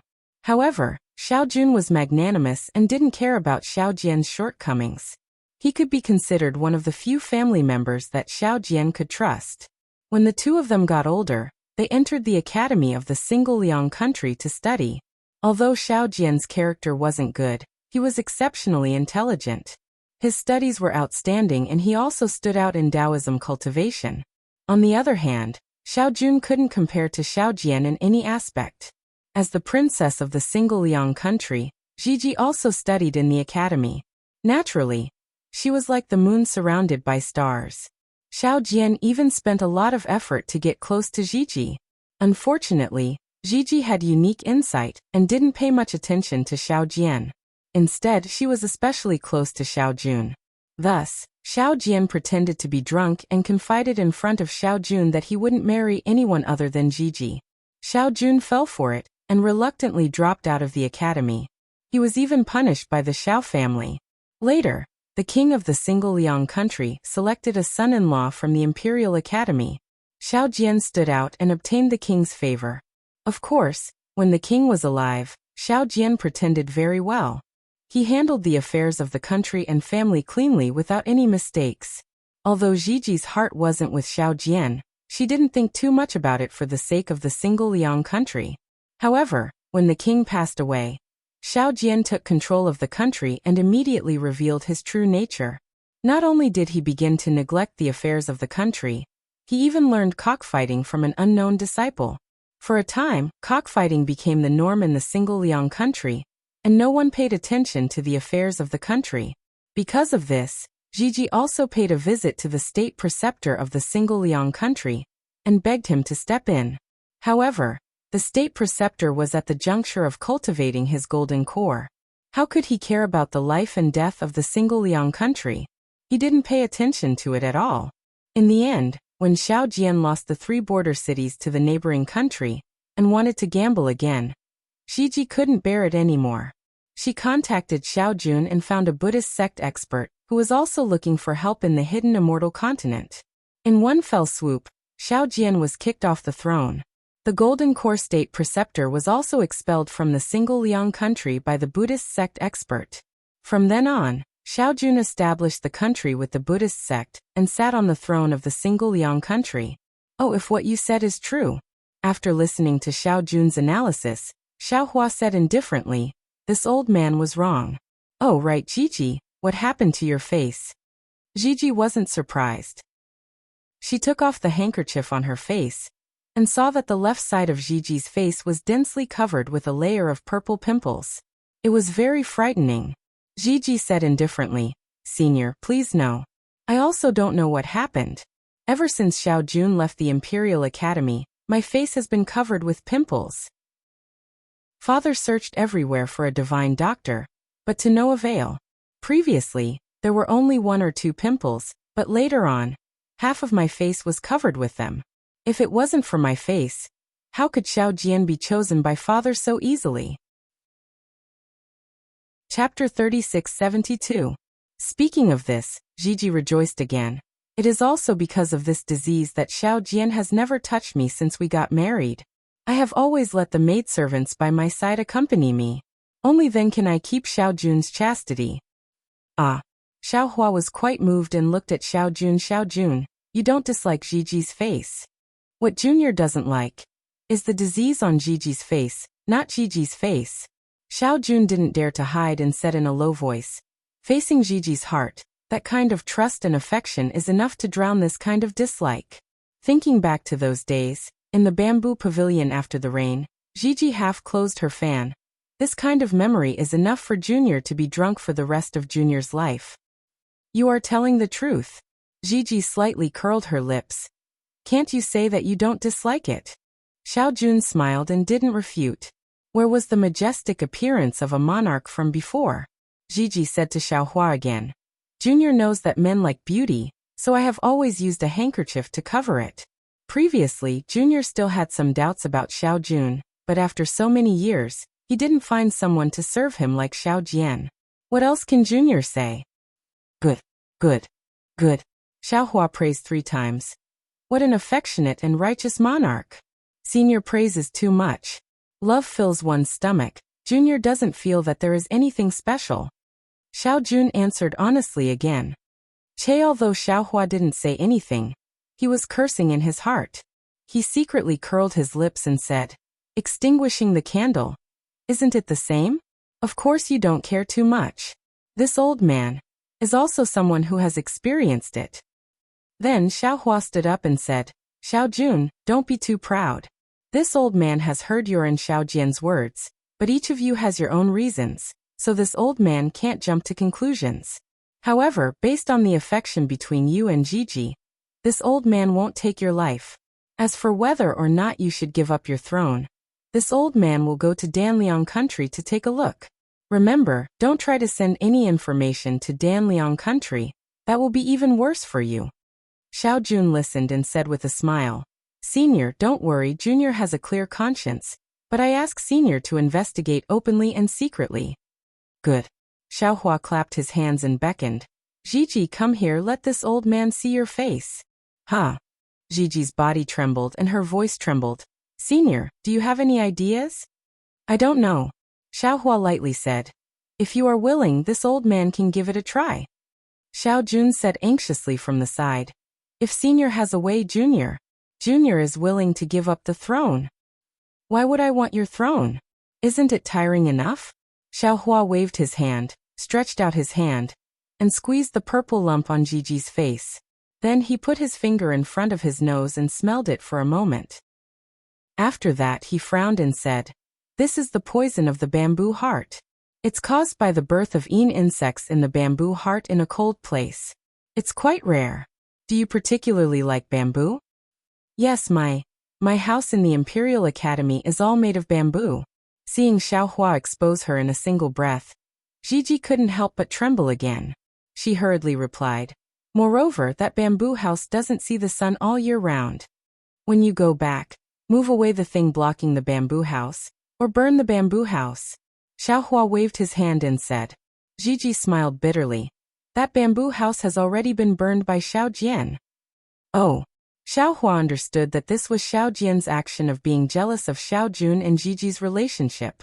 He replied, This old man can cure this poison. Plop. Xiao Jun no longer cared about his status as a monarch. He knelt in front of Xiaohua and begged, Senior, please help. Half a day later, 4 figures flew out from the alliance of the Single Liang Kingdom and headed towards the direction of the Single Liang Kingdom. After flying for an hour, seeing that the snowflakes gradually stopped, Fairy Jing was puzzled and asked, Fellow Taoist Xiao, since you have already treated Gigi's illness, and you think that Xiao Jun is a loyal and affectionate monarch, then, why do you still have to make a trip to the Single Liang Kingdom? What I have heard and what I have seen are not important. Xiaohua smiled and said, The most important thing is the choice of the people of the Single Liang Kingdom. Moreover, whether Xiao Jian's words are true or not, is too important to the Jiang country. Therefore, I have no choice but to make a trip to the Single Liang Kingdom. Of course, Fairy Jing didn't know what Xiaohua was thinking. She didn't ask and only smiled. Is this the reason why you didn't return to the Black Wind Ridge? Not all. Xiaohua shook his head and said, I didn't return because someone else did. They are more suitable than me. Oh, them? Fairy Jing turned to look at Changyu and Wu Tian and asked curiously, Just the 2 of them? How can they compare to a real person? Hee, of course it's not them. Xiaohua smiled mysteriously and said, I have even better help. Fellow Taoist also knows how to keep people in suspense. Fairy Jing pursed her lips and smiled. Xiaohua scanned with his divine sense and pointed to the distance and said, Let's go. When we get there, I will ask my helper to come out and meet with Fairy Jing. Ask him to come out? Fairy Jing was even more bewildered. Fellow Taoist can't have brought out the fellow Taoist from the Jade Pavilion meeting in his Qingquan bag, right? Ha, that's right. Can't I? Xiaohua laughed. When they landed on the foot of the mountain, Xiaohua looked around and threw out a jade talisman. After setting up the capital star array, he made a grabbing motion with his hand. A dozen waves rose from the foot of the mountain and sealed the space within a few hundred meters. This is the great heavenly cycle. Star array? Fairy Jing's gaze was a bit blank and her mouth was bitter. Looking at the changing scenery around her, she couldn't help but blurt out in disbelief. Xiaohua smiled and nodded. Fairy Jing has good eyesight. However, this star array isn't complete. I still haven't figured out a few parts. It's not a few parts, it's 100. Fairy Jing stopped being surprised and said with a smile, As far as I know, the Great Heavenly Cycle Star Array needs 365 talismans. Fellow Taoist Xiao just cast out less than 100 at this point. Fairy Jing suddenly realized something, and her face flushed. She smiled and said, I understand. Fellow Taoist Xiao is indeed an unparalleled talent. You can already set up a simple Great Heavenly Cycle Star Array, with the least number of talismans. Fairy Jing, if you like it, when this matter is over, follow me back to Black Wind Ridge. There is a relatively intact Great Heavenly Cycle Star Array there. Xiaohua invited her in a timely manner. However, Fairy Jing didn't agree as readily as Xiaohua expected. Instead, she hesitated and finally lowered her head, saying, "We'll see, okay." Xiaohua didn't think much and patted his head. Buzz the mountain and river seal made a rumbling sound and flew out of his meridians. Waves of dragon chi filled the array. This is a nation weapon? Fairy Jing was naturally an experienced and knowledgeable person. When she saw Xiaohua take out the mountain and river seal, she immediately understood something. However, she was a bit confused and stared at Xiaohua, as if she wanted to see something from him. Xiaohua patted his hand, and Su Tingzi and the 9 golden core cultivators flew out of the mountain and river seal, and landed on the ground. Although Su Tingzi's cultivation hadn't fully recovered, his face was already flushed, and the magic power around him was faintly surging. He should be fine. The other 9 golden core cultivators also seemed to have restrained their divine light. Although it was unknown how much their injuries had recovered, it seemed that Xiaohua's pills had already taken effect. Su Tingzi stood on the ground and looked around. He cupped his hands and said, "Daoist Xiao, have you left Yaotai Mountain?" "Greetings, Senior Xiao." The 9 golden core cultivators hurriedly bowed and stood beside Xiaohua. They had already sworn a blood oath on Yaotai Mountain, so they were naturally considered Xiaohua's disciples. "Of course I left Yaotai Mountain." Xiaohua smiled and pointed at Fairy Jing. "Come, let me introduce you. This is Fairy Jing, and this is Su Tingzi." "Greetings, Fairy Jing." "Greetings, fellow Taoist Su Tingzi." The two of them exchanged some pleasantries. Xiaohua then pointed at the 9 Jindan cultivators and said, "These 9 cultivators swore a blood oath within the Yaotai Mountain's Grand Formation to pledge their loyalty to me. I then brought them out of the Yaotai Mountain." Afterward, Xiaohua pointed at Changyu and Wu Tian and said to the 9 people, "These are my disciples. You should familiarize yourselves with them first." Yes. Changyu saw that the 9 were all late-stage golden core cultivators and knew that they would be Xiaohua's helpers in the future. He obediently agreed and brought Wu Tian to greet the 9 golden core cultivators. Taking advantage of the golden core cultivators' greetings, Xiaohua smiled and said to Su Tingzi, "Fellow Taoist Su Tingzi, I've already fulfilled my promise to you. Our cooperation on Yaotai Mountain ends here. Fellow Taoist, you can leave now." Don't worry, Su Tingzi waved his hand and said, "I missed the show on Yaotai Mountain in order to lure the enemy. I still want to listen to Taoist Zhao's explanation." "Oh, actually, I was also injured by the formation in the end," Xiaohua smiled and said. "In the end, I was still discovered by Fairy Jing and was brought out of Yaotai Mountain by her." "How is that possible?" Su Tingzi couldn't believe it. "Even with fellow Taoist Zhao's cultivation, you were still heavily injured?" "Nothing's impossible," Xiaohua said indifferently. This time, less than 20% of the golden core cultivators and less than 40% of the nascent soul cultivators were able to come down from Yaotai Mountain. "It's normal for me to be injured." "Ah? So many Taoist disciples died." Su Tingzi was flabbergasted, but he also felt lucky in his heart. Fairy Jing nodded. "What fellow Taoist Xiao said is true. I followed Zhang Daoran and Master Sun Kong, and killed several large formations. If fellow Taoist Su Tingzi wants to listen, I can tell you one by one." "Okay, I'm all ears." Su Tingzi obviously wanted to listen.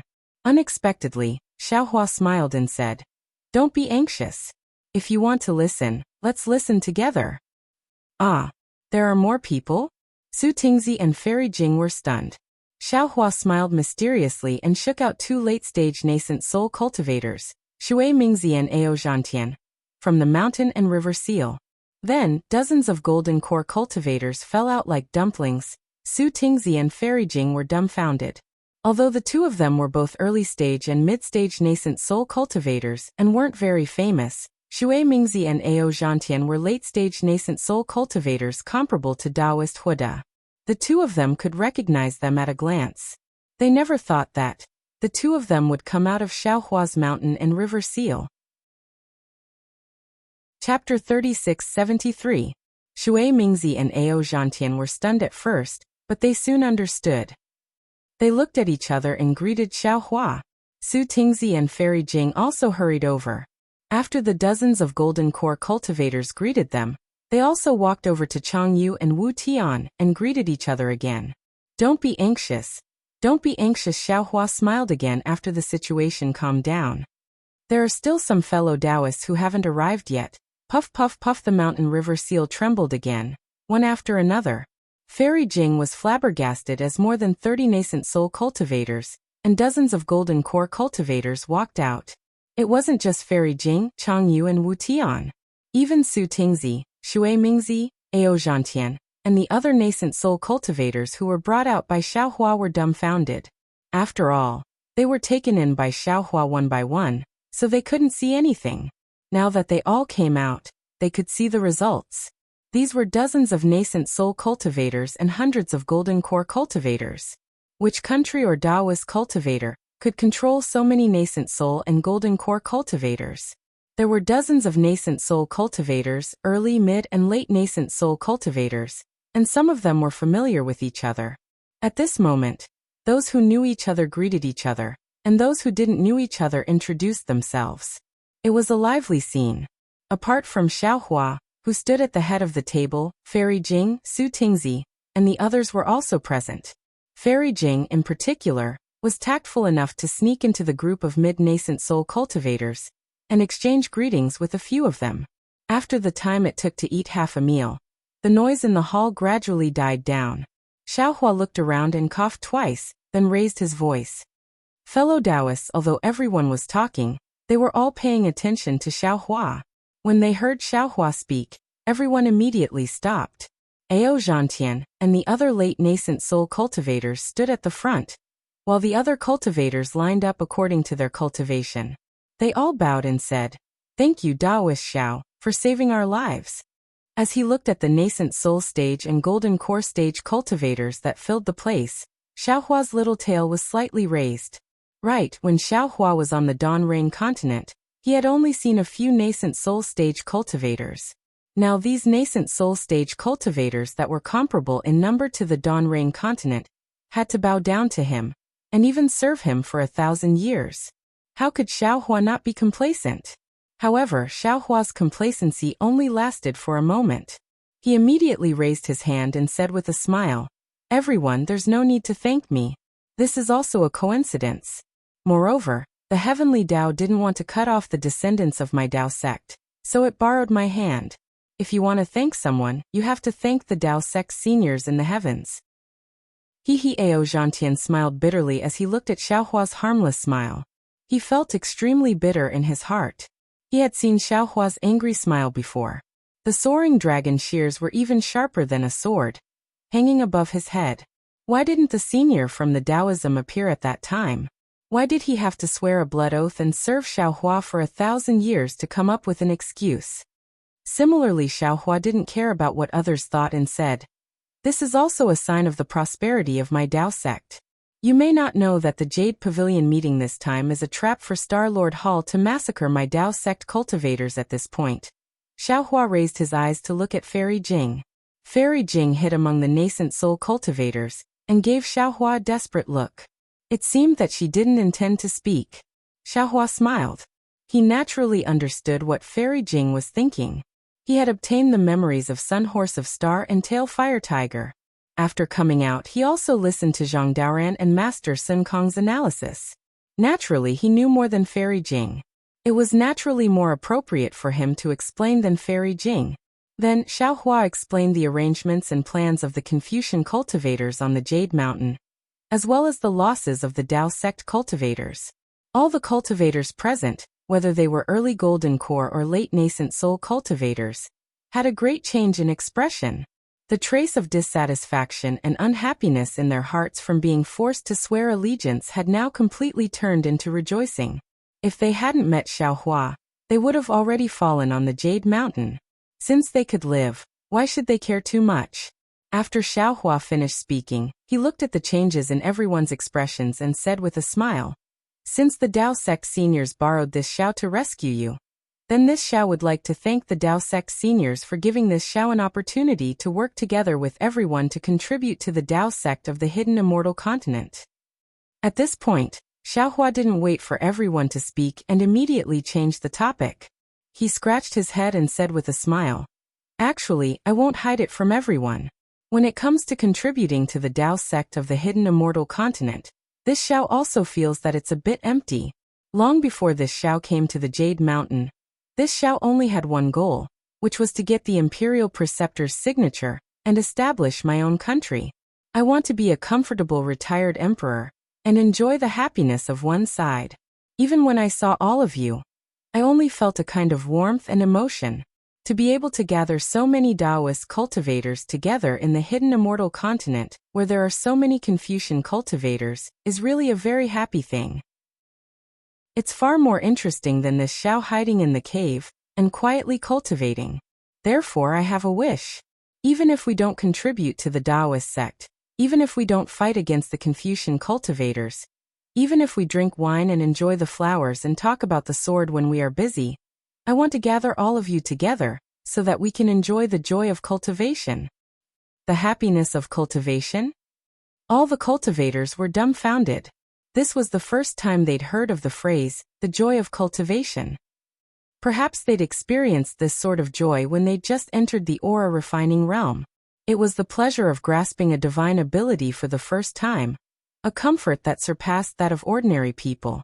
However, as their cultivation grew more difficult, and as the years passed, this sort of joy had long since disappeared.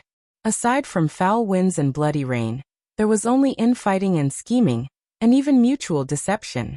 One bottleneck needed to be broken through one after another, one opponent needed to be killed one after another, one conspiracy needed to be cracked one after another.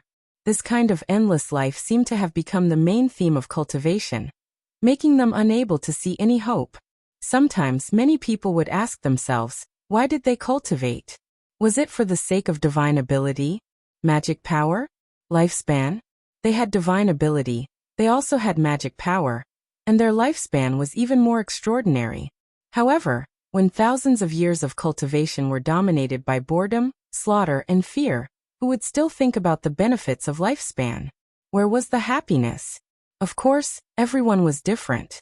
There were also many ambitious cultivators who found their own position in this long cultivation life, and found the so-called happiness of cultivation. Seeing everyone in a daze, Xiaohua faintly smiled and said, Confucian cultivators often say that there is beauty in books, and there is a house of gold in books. This Xiao doesn't know whether there is beauty in books or not, but this Xiao knows that this is the happiness of Confucian cultivators. Since the cultivation of Confucian cultivators is so happy, why can't the cultivation of Taoism be happy? Of course, this Xiao also doesn't know what this happiness is.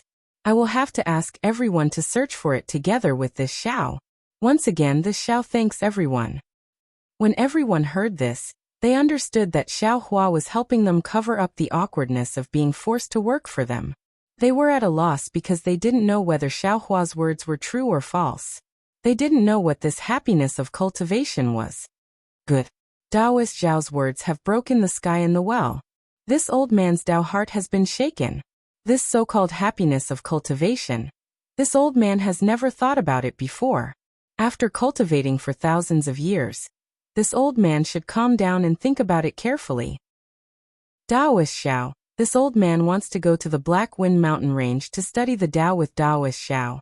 I don't know if Taoist Xiao will allow it. Shui Mingzi understood Xiao Hua's thoughts.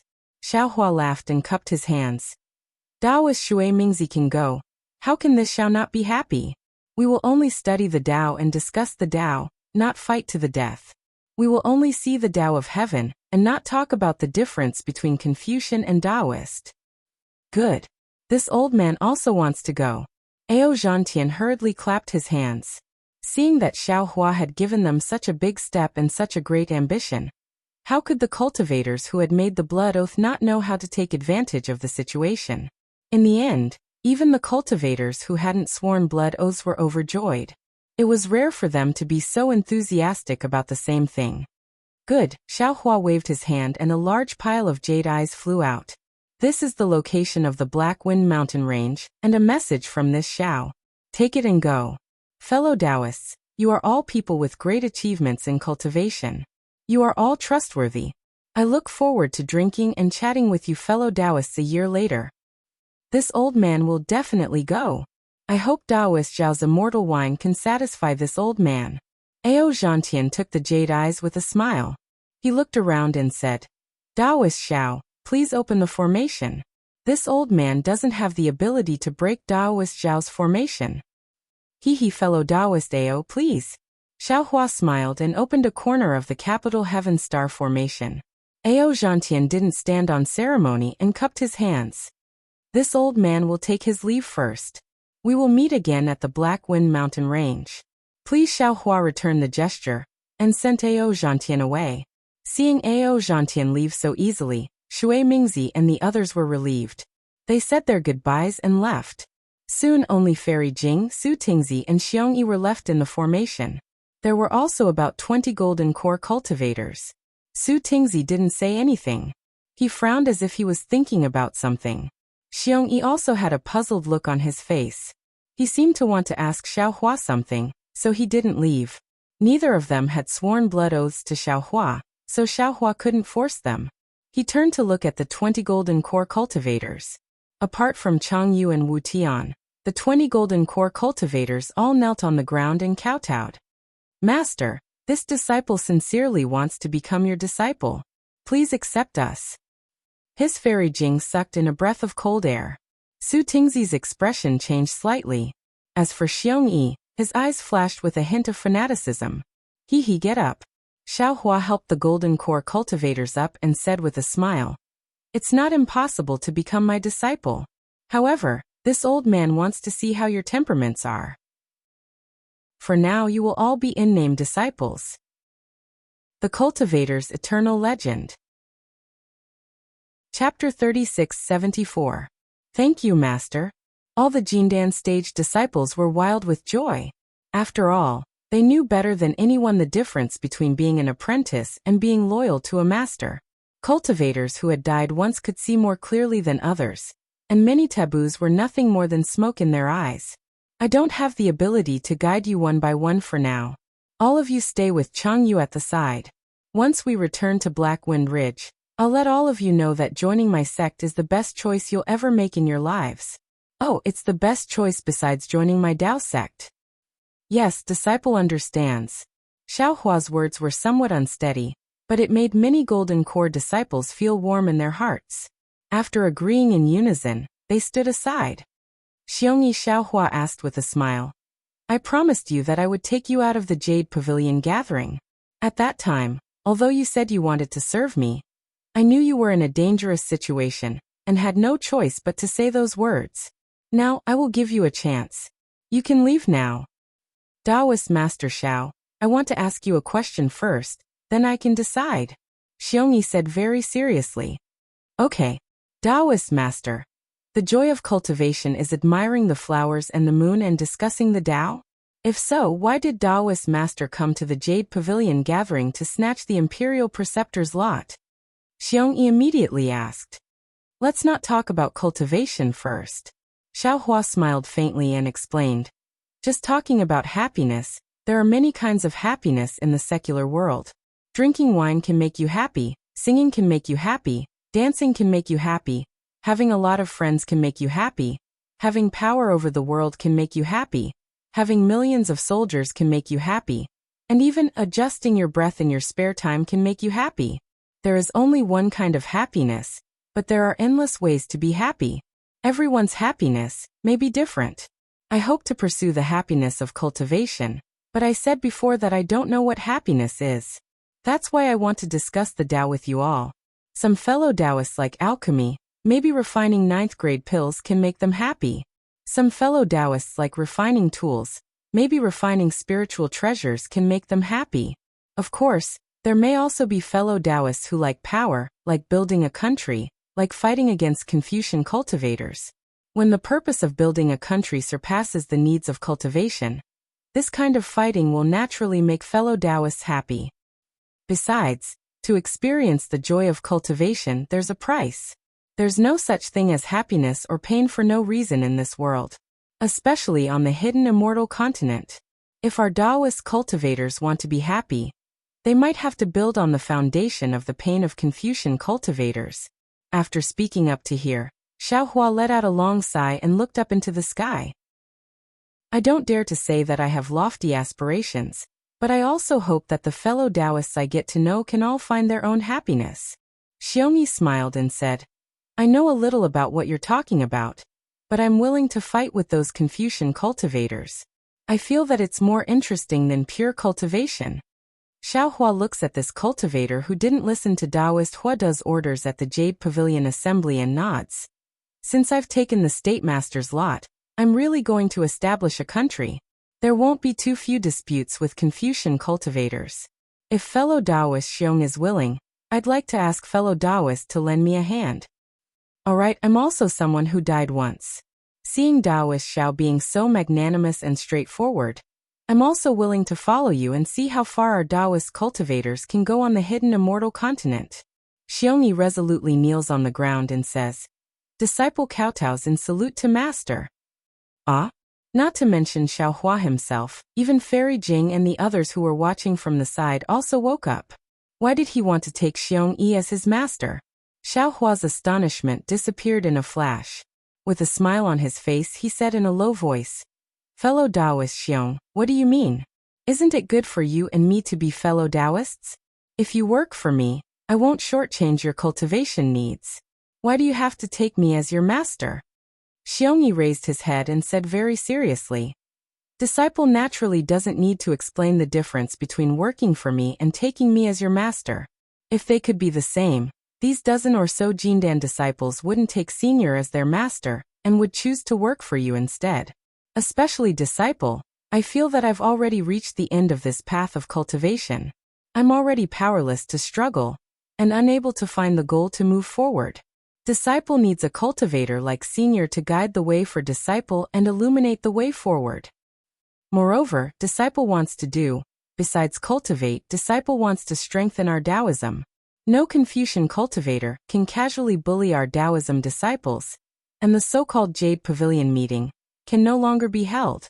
Disciple wants to realize this wish, but without a Taoism expert like senior to protect disciple, disciple can't do it. Moreover, although senior's cultivation is at the upper 4th level, you've already suppressed Taoist Huada, Shui Mingzi, and Ao Zhantian, 3 late nascent soul stage seniors. Stepping into the 5th level is just around the corner. At that time, the number of cultivators who want senior's guidance will be more than the number of carps crossing the river. At that time, senior won't be able to guide them, so disciple might as well become senior's disciple right now and listen to senior's teachings. Can't guide them. A trace of doubt appeared in Xiaohua's heart, but he naturally couldn't ask. Looking at Xiongyi's face, Xiaohua naturally thought of another person. That was Daybreak Continent's Bai Fei. That's right, it was that mercenary Chang Bai sect disciple, Bai Fei. Although this Bai Fei was a Dao sect disciple, during the Sword Dao battle he used a secret technique to threaten Xiaohua in exchange for the cultivation method he wanted. Moreover, he was quick to react and had an excellent ability to judge the situation. In Xiaohua's opinion, this kind of cultivator was most suitable for cruel cultivation worlds like the Dawn Rain continent or the Hidden Immortal continent. Even now, Xiaohua had a feeling that when he left Daybreak Continent, Shi Wuming, Ruo Taohong, and Mo Shan were going to that dangerous place. This Bai Fei would definitely follow them.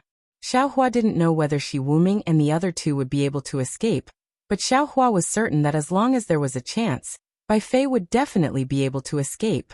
After nearly 100 years of cultivation, Bai Fei must have reached a considerable height. On the surface, he might not be inferior to Xiaohua himself. Thinking about Bai Fei, and then looking at Xiongyi, weren't they both the kind of cultivators who would seize every opportunity to improve their cultivation? Good. Xiaohua pondered for a moment and nodded. Since you have the heart to become my disciple, then I won't disappoint you. I'll accept you as my disciple. Ah. Fairy Jing's small mouth slightly opened. This Xiongyi's way of accepting a master was strange, and Xiaohua's way of accepting a disciple was even more inexplicable. He didn't ask anything, didn't say anything, and just accepted an early nascent soul cultivator as his disciple. Master, please accept this disciple's bow. Xiongyi was overjoyed and respectfully kowtowed. He kowtowed a total of 9 times before getting up. Xiaohua smiled. Xiongyi, you are the first nascent soul disciple this old man has accepted. When this old man has time, I will properly guide your cultivation. I can't let you sully this old man's reputation. Yes, this disciple understands. This disciple will follow master's instructions. Xiongyi very respectfully replied. He didn't feel that Xiaohua was boasting at all. And Xiaohua nodded. He looked at Changyu and the others and said, "You all come and greet your senior brother." Changyu, Wu Tian, and the other Golden Core disciples were also dumbfounded.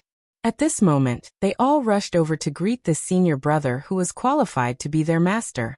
However, everyone also heard clearly that the senior brother that Xiaohua spoke of was only senior brother. He didn't say eldest senior brother. After everyone finished greeting each other, Xiaohua opened his mouth and said, "Since you all are this old man's disciples, then you are different from others. You all don't need to return to your respective caves. Go to the Black Wind Ridge first. When you get there, Xiongyi will first assist Li Xiang and the others in the Black Wind Ridge, and establish the Jiang country that this old man promised them." With that, Xiaohua took out a jade eye from his bosom and handed it to Xiongyi. "Your identities, as well as the appearance of Li Xiang and the others, are all recorded inside. You all will know when you see it." Yes, this disciple understands. Xiongyi respectfully received it and said, "When Master returns to the Black Wind Ridge, this disciple will give Master a complete Jiang country. Master, please be the imperial preceptor." Hey, this old man doesn't have the leisure to be the imperial preceptor. Xiaohua laughed and said, "That's your matter." Go, seeing that Xiaohua was urging him and didn't give him the imperial preceptor's lot, Xiongyi probably already entrusted it to someone else. However, Xiongyi didn't care. After bowing and saluting, he led the 20 or so Golden Core disciples into the sky. With a wave of his hand, a small flying boat actually landed in front of them. Dozens of people boarded the flying boat, cupped their hands toward Xiaohua again, and flew away quickly. Daoist Xiao, seeing that there were only 3 people left in the Great Formation, Su Tingzi thought for a moment and said, "This one knows that Daoist Xiao has the intention to guide me, but this one fellow Daoist, are you afraid?" Xiaohua asked, hitting the nail on the head. Su Tingzi was stunned and immediately nodded. That's right. If Daoist Xiao didn't save so many nascent soul cultivators, and didn't accept so many Golden Core disciples, as disciples, to be honest, this one really wants to pledge loyalty to Daoist Xiao and cultivate together with Daoist Xiao, just like in the Jade Pavilion conference. However, Daoist Xiao's movements are really too big. Although Star-Lord Hall's Kong Hongwu might not notice Daoist Xiao right now, he will pay attention to all the Daoist cultivators who came out of the Jade Pavilion conference.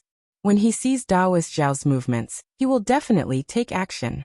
Daoist Xiao, it's not that this one doesn't have confidence in Daoist Xiao, but this one is really clear about the methods of Confucian cultivators. A small Star-Lord Hall, which only controls the Jade Mountain that is several tens of thousands of li wide, was able to kill several hundred nascent soul cultivators and several thousand Golden Core cultivators of my Daoist sect. It can be said that they almost wiped out all the Daoist cultivators of the hidden immortal continent. If they really send out, not to mention immortal soldiers and generals, even if several aristocratic families join forces and send out fierce generals, Daoist Xiao, do you think you can resist them? Hee, fellow Daoist, you're too extreme. Xiaohua said with a smile. I invited these fellow Daoists here just to share the joy of cultivation with them. I didn't say that I wanted to oppose Confucian cultivators. Then what about fellow Daoist Xiongyi? Su Tingzi stared at Xiaohua and asked. Chapter 3675. Establishing a country. Didn't I come to the Jade Pavilion gathering to obtain the Imperial Teacher's lot? Isn't it just following the requirements of the Confucian cultivators and establishing a country in the name of the Imperial Teacher? Xiaohua shrugged innocently. Su Tingzi bitterly smiled. Biting words is the specialty of Confucian cultivators. I didn't expect Daoist Xiao to understand this as well. Xiaohua sternly said. Fellow Daoist is correct. I am acting under the rules of Confucian cultivators. I don't have the slightest intention of overstepping my boundaries. The reason I allowed fellow Daoist to stay until now is to give fellow Daoist the leeway to choose. If fellow Daoist doesn't have a choice now, you can return to your cave and think about it. Fellow Daoist helped me with your life, so I will definitely treat fellow Daoist well. Su Tingzi's expression slightly changed when he heard Xiaohua mention this. Killing a Star Monarch of Star Monarch Hall. Xiaohua was extremely daring, and Su Tingzi could be considered to be helping the tyrant. If Star Monarch Hall really pursued this matter, he would be heavily punished. Su Tingzi cupped his hands and bid farewell. This matter? I hope Daoist Xiao can give me some time to think about it. Fellow Daoist, please. Seeing Su Tingzi looking at the formation with some fear, Xiaohua pulled his hand, and the formation was immediately torn apart. Su Tingzi cautiously flew out of the formation, and directly flew 300 meters before letting out a sigh of relief. He was the only cultivator who didn't agree to cooperate with Xiaohua. Moreover, he had seen Xiaohua kill Star Monarch Hall's Star Monarch Mu Xian. He was truly afraid that Xiaohua would silence him. After Su Tingzi flew far away, Xiaohua waved his hand and took back the several dozen jade talismans. He then looked at the pensive Fairy Jing and said, "Let's go, Fairy Jing. We're going to the Single Liang Kingdom." At this moment, Fairy Jing was no longer as calm as before. Her misty eyes flickered with a strange expression as if she was thinking about something or hesitating about something. Hearing Xiaohua's call, she absent-mindedly nodded and followed him into the air. However, it only took a moment for her to come to her senses. She hastily stopped and waited in the air. She directly flew away, leaving Xiaohua extremely far behind her. "Fairy, what are you thinking about?" Xiaohua chased after her and said with a bitter smile, "Why did you leave me behind?" "It's nothing," Fairy Jing stammered. "Wait a moment, fellow Daoist. Speaking of this," Fairy Jing looked apologetic. "My mount was originally Yinghua, but it was seriously injured in the Jade Pavilion gathering to save me, so I had to ask you to take a flying boat." Soon after, Fairy Jing took out a small flying boat. After Xiaohua got on, she activated her magic power and flew into the distance. Xiaohua sat cross-legged on the airship and meditated for half a day with his eyes closed. Seeing Fairy Jing's silent appearance, he smiled and said, "Fairy Jing, do you have something you want to ask this Xiao?" Fairy Jing sighs and turns her head. She looks at Xiaohua with her beautiful eyes and says in a low voice, This concubine doesn't want to ask. I just find it strange. Fellow Daoist, you have so many nascent soul cultivators by your side, and any two of them you pick are more powerful than me. Wouldn't they be more suitable to escort you than me? Why did fellow Daoist choose this concubine?" Xiaohua smiled and said, "It's very simple. It's because you were the first one to notice my serious injuries. Moreover, in order to cover up the news of my injuries, I could only choose you." Fellow Daoist Fairy Jing slightly shook her head and said in self-mockery, "This concubine thinks I can already see through people's hearts. But in front of you, it seems like I'm an idiot. This concubine really doesn't understand what fellow Daoist means." "Oh." Hearing this, Xiaohua said in all seriousness, "Fairy Jing, although you and I have just met, you were able to save this Xiao. Moreover, in order to cover up my injuries, you walked hand in hand with this Xiao in front of all the cultivators. This Xiao will never forget your actions. Therefore, this Xiao won't hide anything from Fairy Jing."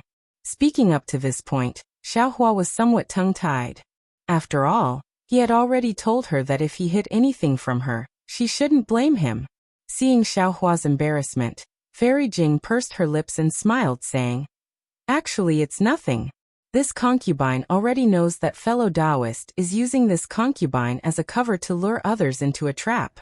This concubine just feels a little uncomfortable. If you had told this concubine earlier, this concubine wouldn't have thought too much about it. Could it be that this concubine would leak it out?" "Hee, so Fairy Jing already understands," Xiaohua said with a smile. "This Xiao still thinks that his actions are flawless. Naturally in the eyes of others, but fellow Daoist didn't hide anything from this concubine. There are many things that even Senior Daoran doesn't know about, so this concubine naturally understands." Fairy Jing said with a smile, "Fellow Daoist, there must be nascent soul cultivators lying in ambush inside your nation treasure. After you and I act as bait to lure those cultivators with ill intentions, fellow Daoist will send them out, right?" This Xiaohua scratched his head and said with a bitter smile, "I won't hide it from Fairy Jing. This Zhao's mountain river seal can only contain those cultivators. There are no others. Ah, that's impossible. Fairy Jing was a little surprised. She looked around and muttered, there aren't any cultivators following us within a few 100 kilometers. Could it be that this concubine misunderstood fellow Taoist? Xiaohua touched his nose with his hand and thought for a moment, saying, Fairy Jing is right. This Xiao wants to lure people into a trap. Because this person covets this Xiao is very surprised. Because this person has no enmity with this Xiao. And Xiaohua even helped him. However, this Xiao didn't expect that he would want to harm this Xiao. This Xiao wants to know why. In particular, he has seen this Xiao's cultivation and strength. This Xiao really wants to see what his trump card is. Sigh, fellow Taoist is a bit careless. Fairy Jing said worriedly, fellow Taoist's injuries won't heal for several years. This concubine's strength is limited. Xiaohua smiled and waved his hand. It doesn't matter. This is only a guess of this Xiao's, and it might not be true. Moreover, this Xiao feels that that guy isn't so stupid as to really chase after this Xiao. That's good. Fairy Jing smiled sweetly. Now that fellow Taoist said this concubine's heart is still a bit anxious and on edge. Xiaohua rolled his eyes and said while looking at the sky, this Xiao originally didn't want to say it, but who asked someone to think so much?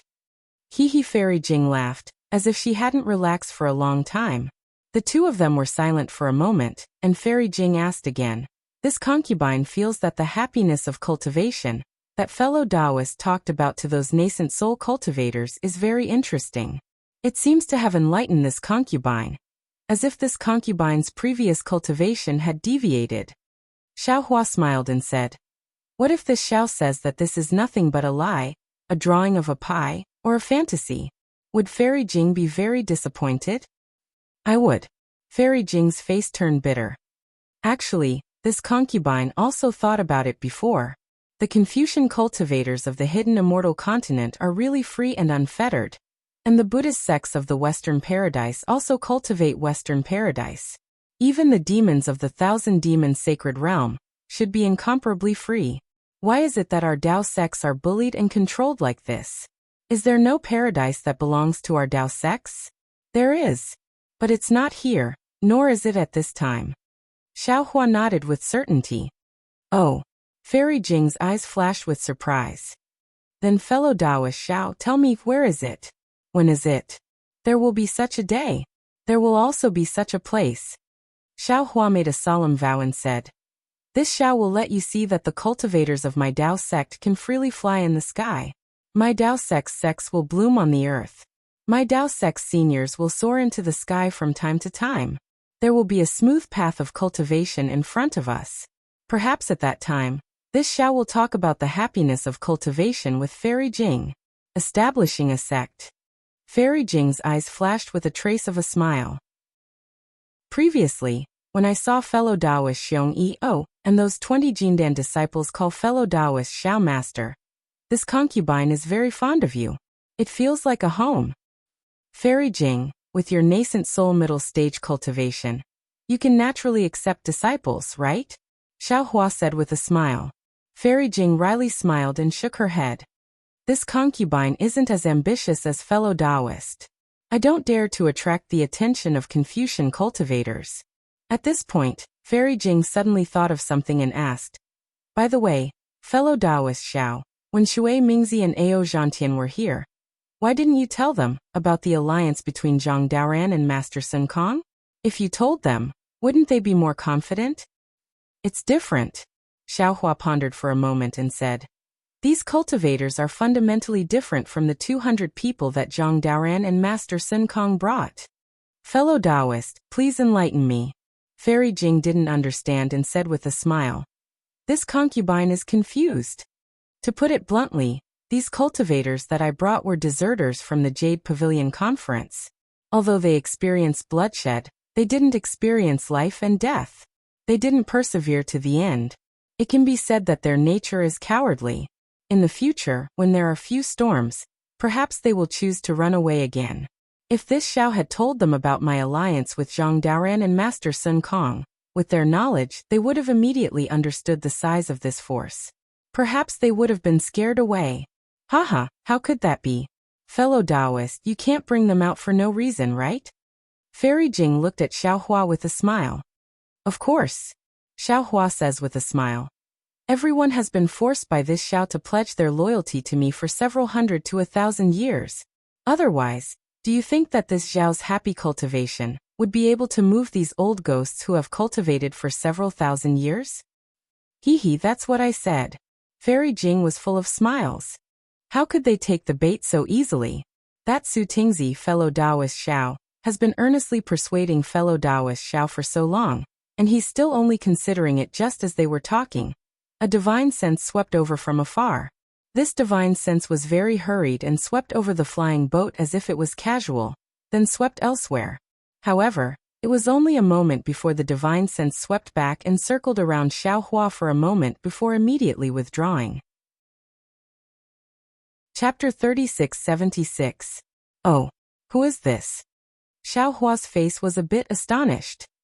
He looked at Fairy Jing blankly and asked in astonishment, I'm injured, and my spiritual sense is also somewhat damaged.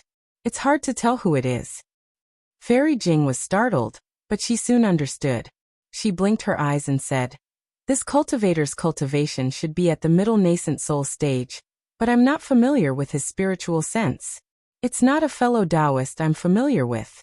It shouldn't be Taoist Huada either. Oh, Xiaohua nodded and stood up. He looked into the distance and said with a smile, Is that the fellow Taoist who came to see me off? Perhaps. Fairy Jing didn't dare to stop the flying boat. She continued to fly into the distance, but she was secretly on guard.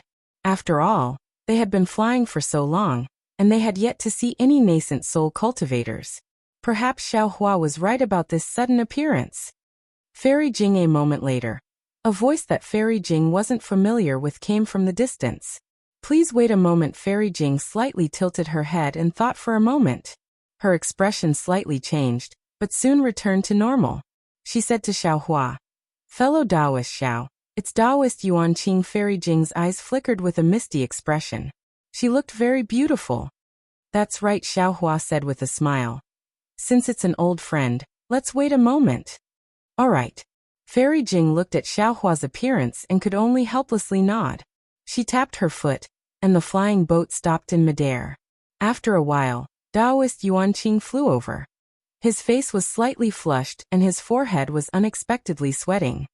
Taoist Xiao. Taoist Yuan Qing called from afar. Why are you flying in this direction? I thought you were going back to Black Wind Mountain. You flew towards Yu province for a long time. Hee. So it's fellow Taoist Yuan Qing. Xiaohua smiled and cupped his hands. I had some matters to attend to, Liang province, so I didn't directly return to Black Wind Mountain. Hee. Taoist Yuan Qing descended from the sky and glanced at Fairy Jing. I'm afraid you're not really going to Liang province? Are we still going to the seaside? Ha. Xiaohua laughed heartily and waved his hand. You're too kind. This one ran into Fairy Jing at the Jade Pavilion banquet. Moreover, Fairy Jing was slightly injured at that time, so this Xiao conveniently brought her out. After asking, I found out that Fairy Jing was heading in the same direction as this Xiao, so this Xiao abruptly asked Fairy Jing to lead the way. That's all. That's all. Taoist Yuan Qing suddenly understood. He looked at Fairy Jing and said with a smile, Fairy Jing, you're really lucky to meet Taoist Xiao again and again. At this point, how could Fairy Jing not know that Xiaohua was guarding against Taoist Yuan Qing? She also smiled and said, Yes, compared to Zhenren Jingting, my luck is not just a little bit better. Sigh. Indeed. At the mention of Taoist Master Jingting, Taoist Master Yuan Qing seemed to have found a topic to talk about. He hurriedly continued and sighed. Apart from the difficulty of cultivation, our Taoist cultivators are also far inferior to Confucian cultivators in terms of luck. Taoist Master Jingting, I'm afraid he's a very extreme example. Although he wanted to serve Taoist Xiao in the end, he still died. At this time, Taoist Master Jingting's nascent soul was naturally already in Xiaohua's mountain river seal. With the mother-child spirit fruit, he should be able to cultivate a scattered nascent soul, like Hong Songzi. Although he couldn't compare to Xiaohua and the others, he was still alive after all, which was a lot better than dying. What Xiaohua was currently thinking about was how to use the immortal slaying platform, or the 5 Qis righteous thunder to refine the 2 nascent souls, and even the 100 or so nascent souls that were about to be repaired. Of course, he wouldn't mention this to Taoist Yuan Qing and the others. Therefore, Xiaohua asked with a smile, "That's right, Taoist Yuan Qing chased me all the way here. Is there something you need from this Xiao?" Taoist Yuan Qing waved his hand and said, "How could there be anything? It's just that this one received a lot of help from Taoist at the Yaotai conference. Moreover, this one already said before entering the Yaotai mountain that this one wanted to ask Taoist for advice on cultivation. Who would have thought that there was no time before the Yaotai conference? And this time, the Yaotai conference was a mess. As soon as this one left the Yaotai mountain, Taoist disappeared. Hastily, Hai Hongzi and I split up to look for Taoist. Oh, later on, Hai Hongzi encountered a lot of calamities in the Yaotai Mountain's Great Formation. In his heart, he regretted not following Taoist. He even wanted to apologize to Taoist. Hee, it's fine, Xiaohua said with a smile. It's all in the past. Don't mention it. In the face of benefits and danger, no matter if it's a cultivator or a mortal, they all have a selfish side. This one can't avoid this custom, and there's no harm in imposing it on others. Alas, unfortunately, fellow Taoist Hong Songzi's luck was not good. In the end, he still fell in the Great Formation. Taoist Yuan Qing sighed and said, "Fortunately, his nascent soul was protected by the Star Lord Palace's Great Formation. I don't know what kind of opportunity he had." Opportunity? Xiaohua rolled his eyes and asked very strangely. Fellow Taoist Yuan Qing said, "Those fellow Taoists whose bodies were destroyed, their nascent souls weren't destroyed by the Great Formation? Could it be that they had other opportunities?" Taoist Yuan Qing smiled bitterly and shook his head. "I don't know about this. However, since those nascent souls weren't killed by the Great Formation at that time, they probably wouldn't be killed later on. I only guessed that they might be protected by the Star Lord Palace. Alas, even if they can protect them, what can they do without their bodies?" Xiaohua glanced at Fairy Jing, but her expression didn't change. It seemed that she wasn't looking for Run Jing for her nascent soul. Let's not talk about it, Taoist Yuan Qing waved his hand and said, "I'll send a messaging talisman to Hai Hongzi. Fairy Jing, let's keep going. I'll take the opportunity to ask you some questions about cultivation." Fairy Jing looked at Xiaohua. Xiaohua smiled and said, "Let's listen to fellow Taoist Yuan Qing. If Hai Hongzi doesn't come, we'll take fellow Taoist Yuan Qing to the seaside." Very good. Taoist Yuan Qing sent the messaging talisman and asked Xiaohua to sit down. He also sat down. Just as he was about to speak, he suddenly thought of something and said curiously, "Oh, Fairy Jing, aren't you injured? How can I trouble you to drive the boat? Why don't you be my spiritual shuttle?" "Oh, since Taoist Xiao and Taoist Yuan Qing are here, I'll naturally drive the boat." Fairy Jing covered it up casually. "Both of you have profound cultivation and are discussing the Tao. I can learn a thing or two from you. And all right." Taoist Yuan Qing smiled and ignored Fairy Jing. He opened his mouth to ask Xiaohua for advice. Xiaohua didn't stand on ceremony. As long as Taoist Yuan Qing asked a question, he would answer it from the simple to the profound. He didn't hide anything and even drew inferences about other problems. Whether it was the essence of Confucian cultivation or Buddhist scriptures, he could always explain it well. Not only did Taoist Yuan Qing scratch his ears and cheeks, but even Fairy Jing's face blushed as if she couldn't control her joy. For more than 3 days, Xiaohua didn't stop talking. He talked about the essence of cultivation in the middle nascent soul stage. It was like a deluge of heavenly flowers. Occasionally, Fairy Jing would come to realize that Xiaohua wasn't talking to Taoist Yuan Qing at all. He was clearly talking to her. Joy and disappointment appeared in her watery eyes, but she immediately focused and didn't dare to delay. In her 1,000 years of cultivation, she had never been as happy as listening to lectures for 3 days. Taoist Yuan Qing's eyes flashed across the abyss as he pondered. Suddenly, a hint of panic flashed through his eyes. In this panic, there seemed to be reluctance, choice, and hesitation. But soon, Taoist Yuan Qing's eyes became clear again. He stood up with a smile and bowed. Taoist Xiao, this junior really admires Taoist Yuan Qing's cultivation. The teachings I've received in these 3 days are worth 300 years of cultivation. This junior really didn't expect Taoist Yuan Qing to be so well-versed in Confucianism, Taoism, and Buddhism. Moreover, you've cleverly combined the teachings of these 3 sections. Although this junior doesn't know what level Taoist Yuan Qing's cultivation has reached, the teachings you've given me in these 3 days have answered all of my questions. This junior is very regretful. If this junior had met senior 100 years earlier, no 10 years earlier, this junior wouldn't have had such a difficult time. Of course, even so, this junior is confident that I can reach the late nascent soul stage after receiving senior's teachings. This junior must thank Taoist Xiao. Oh, why are you being so polite? Xiaohua raised his eyebrows and said in astonishment, Fellow Taoist Yuan Qing, please take a seat. This place is still far from where we're going. Let me have a good chat with fellow Taoist Yuan Qing. This junior really wants to ask for some advice from Taoist Xiao. Unfortunately, as Taoist Yuan Qing spoke, his figure turned into a streak of light and immediately fled from the flying boat.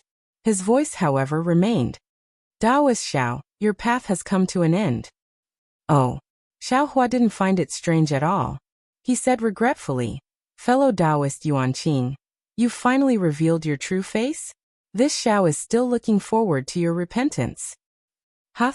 Taoist Yuan Qing saw that not only was Xiaohua not nervous, he even spoke in such a manner as if he had seen through everything. He couldn't help but turn pale with fright. He hurriedly said, How did you know? As he spoke, boom boom, boom, 3 enormous rumbling sounds rushed out from the clouds of the heavenly moat. Caw! After one of the rumbling sounds, a sharp eagle cry suddenly rang out.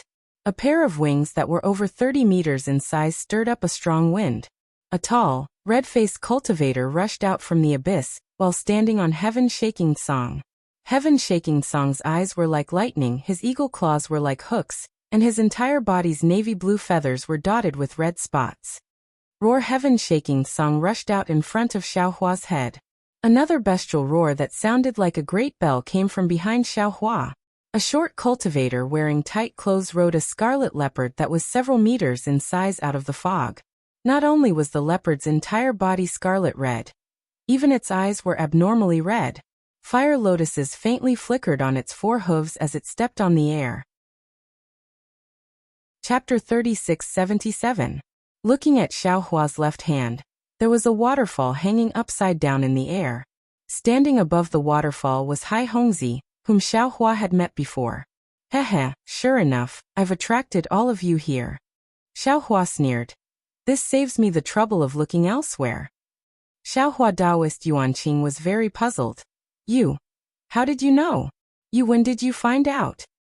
Do you think you're being very secretive? Xiaohua sneered. Don't you think it's too much of a coincidence that you met me? There are thousands of people participating in the Jade Pavilion meeting.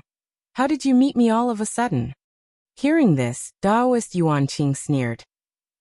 I was going to welcome Hong Songzi at that time, but I didn't expect you to be there. Didn't I take advantage of the situation? Isn't what you're saying a bit too far-fetched?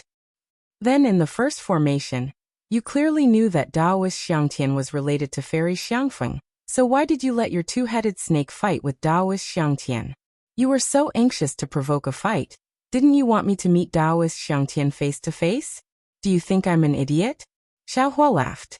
Taoist Yuan Qing nodded. You're right, this was my mistake. I was a bit impatient, but you can rest assured that Taoist Xiangtian's death. I've already found someone to tell Fairy Xiangfeng about it. I'll take your head to Fairy Xiangfeng. You're really a troublemaker. Xiaohua sighed. Before the Jade Pavilion meeting, I was still worried about Fairy Xiangfeng's revenge, but now I don't care. Do you think you can escape from the 4 of us? Hai Hongzi sneered.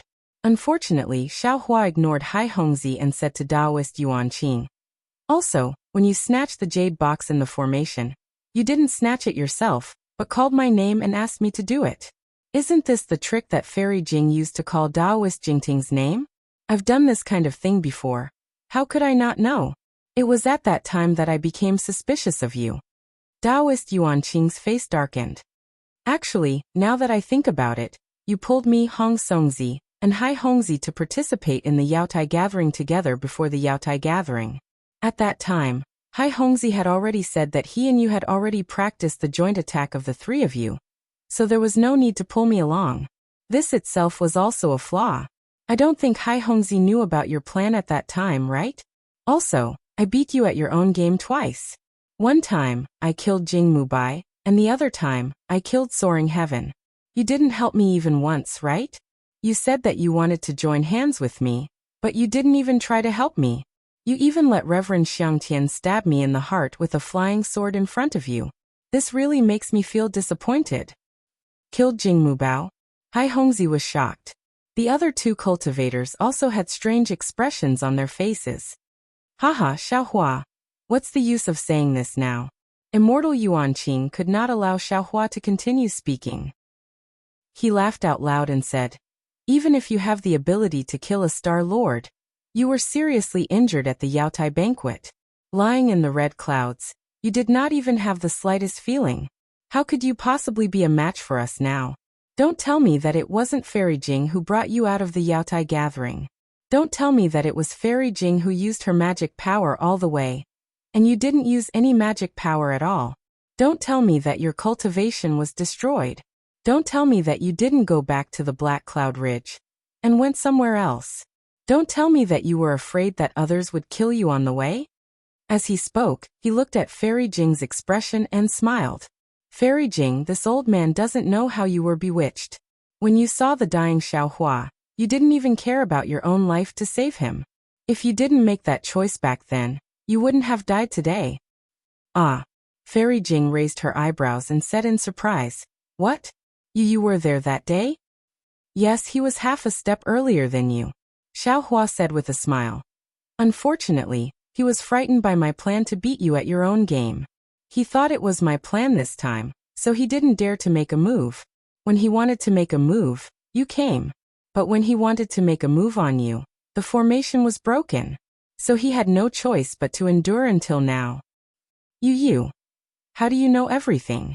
Daoist Yuanqing looked as if he had seen a ghost, his face pale. Xiaohua shook his head slightly. There are still many things I don't know. I don't know why you want to kill me. I also don't know why I've told you so much in these 3 days. You clearly know that my cultivation is far above yours, but you still want to kill me. Fellow Daoist Yuanqing didn't answer Xiaohua. Instead, he turned to Hai Hongzi and the other two and said, now that things have come to this, there's no need to retreat. Xiaohua killed Star Monarch Jing Mushuan of Star Monarch Palace. He won't let this news leak out.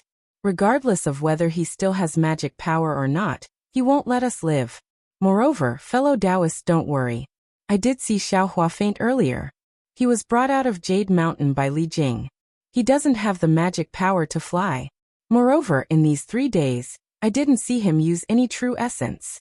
His nascent soul is long gone. When Hai Hongzi and the others heard this, their expressions became calm.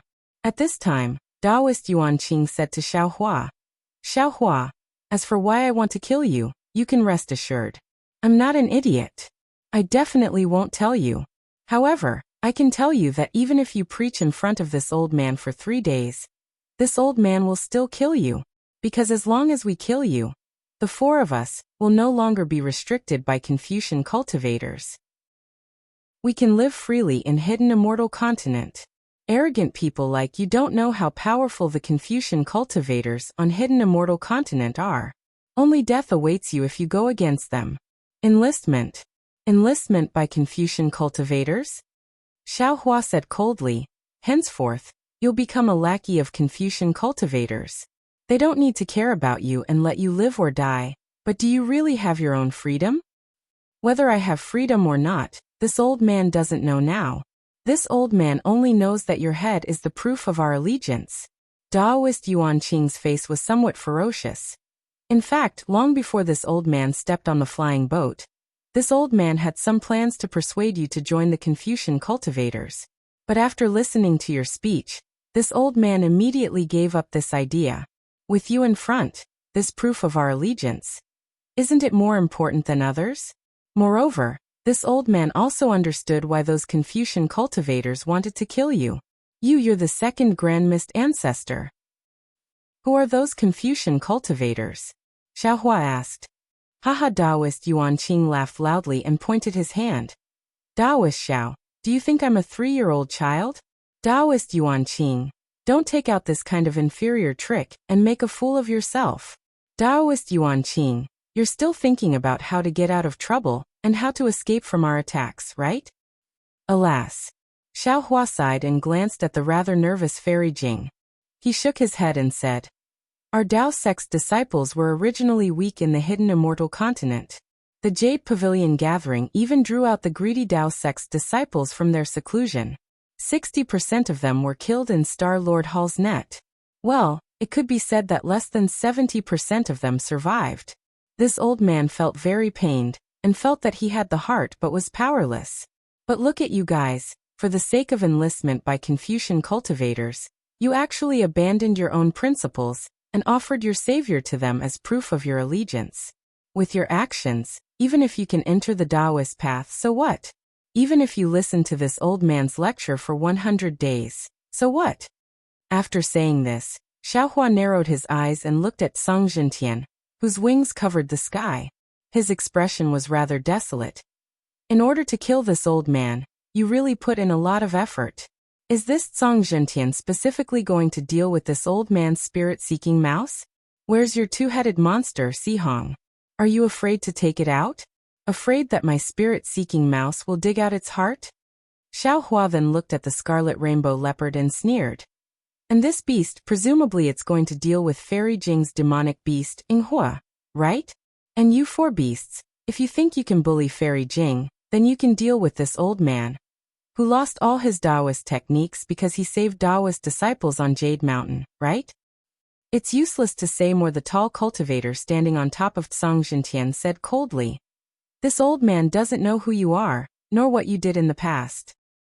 This old man only knows that with your head, this old man will be able to properly cultivate. I won't be afraid of being remembered or hunted down by Confucian cultivators. Since you call yourself a senior and have such a broad heart, why don't you give your head to this old man? How about helping this old man? If you want to take Taoist Master Zhao's life, you'll have to step over my corpse first. Fairy Jing sneered and waved her sleeve. Gigi, several sounds that were unwilling to be left out flew out from her sleeve. The demonic beast, Yinghua, swayed its big ears and a bewitching light flew out from its eyes.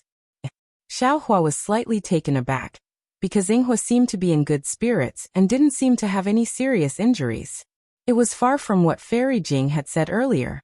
Xiaohua looked at Fairy Jing with some doubt. At this moment, Fairy Jing had already walked in front of Xiaohua and blocked him with her figure that couldn't be considered weak. Sure enough, you two are in love. Taoist Master Xiao, you have such good luck with women. Another cultivator standing on a rainbow leopard opened his mouth and laughed loudly. His eyes flashed with a dirty look. Participating in the Jade Pavilion gathering and being able to obtain the heart of a nascent soul female cultivator is more precious than any treasure. But rest assured, Taoist Master Xiao, your luck with women, this old man will enjoy it for you in the future. Xiaohua didn't pay attention to that cultivator's gaze. He looked at Taoist Master Yuan Qing and nodded. For this ambush, you've really put in a lot of effort.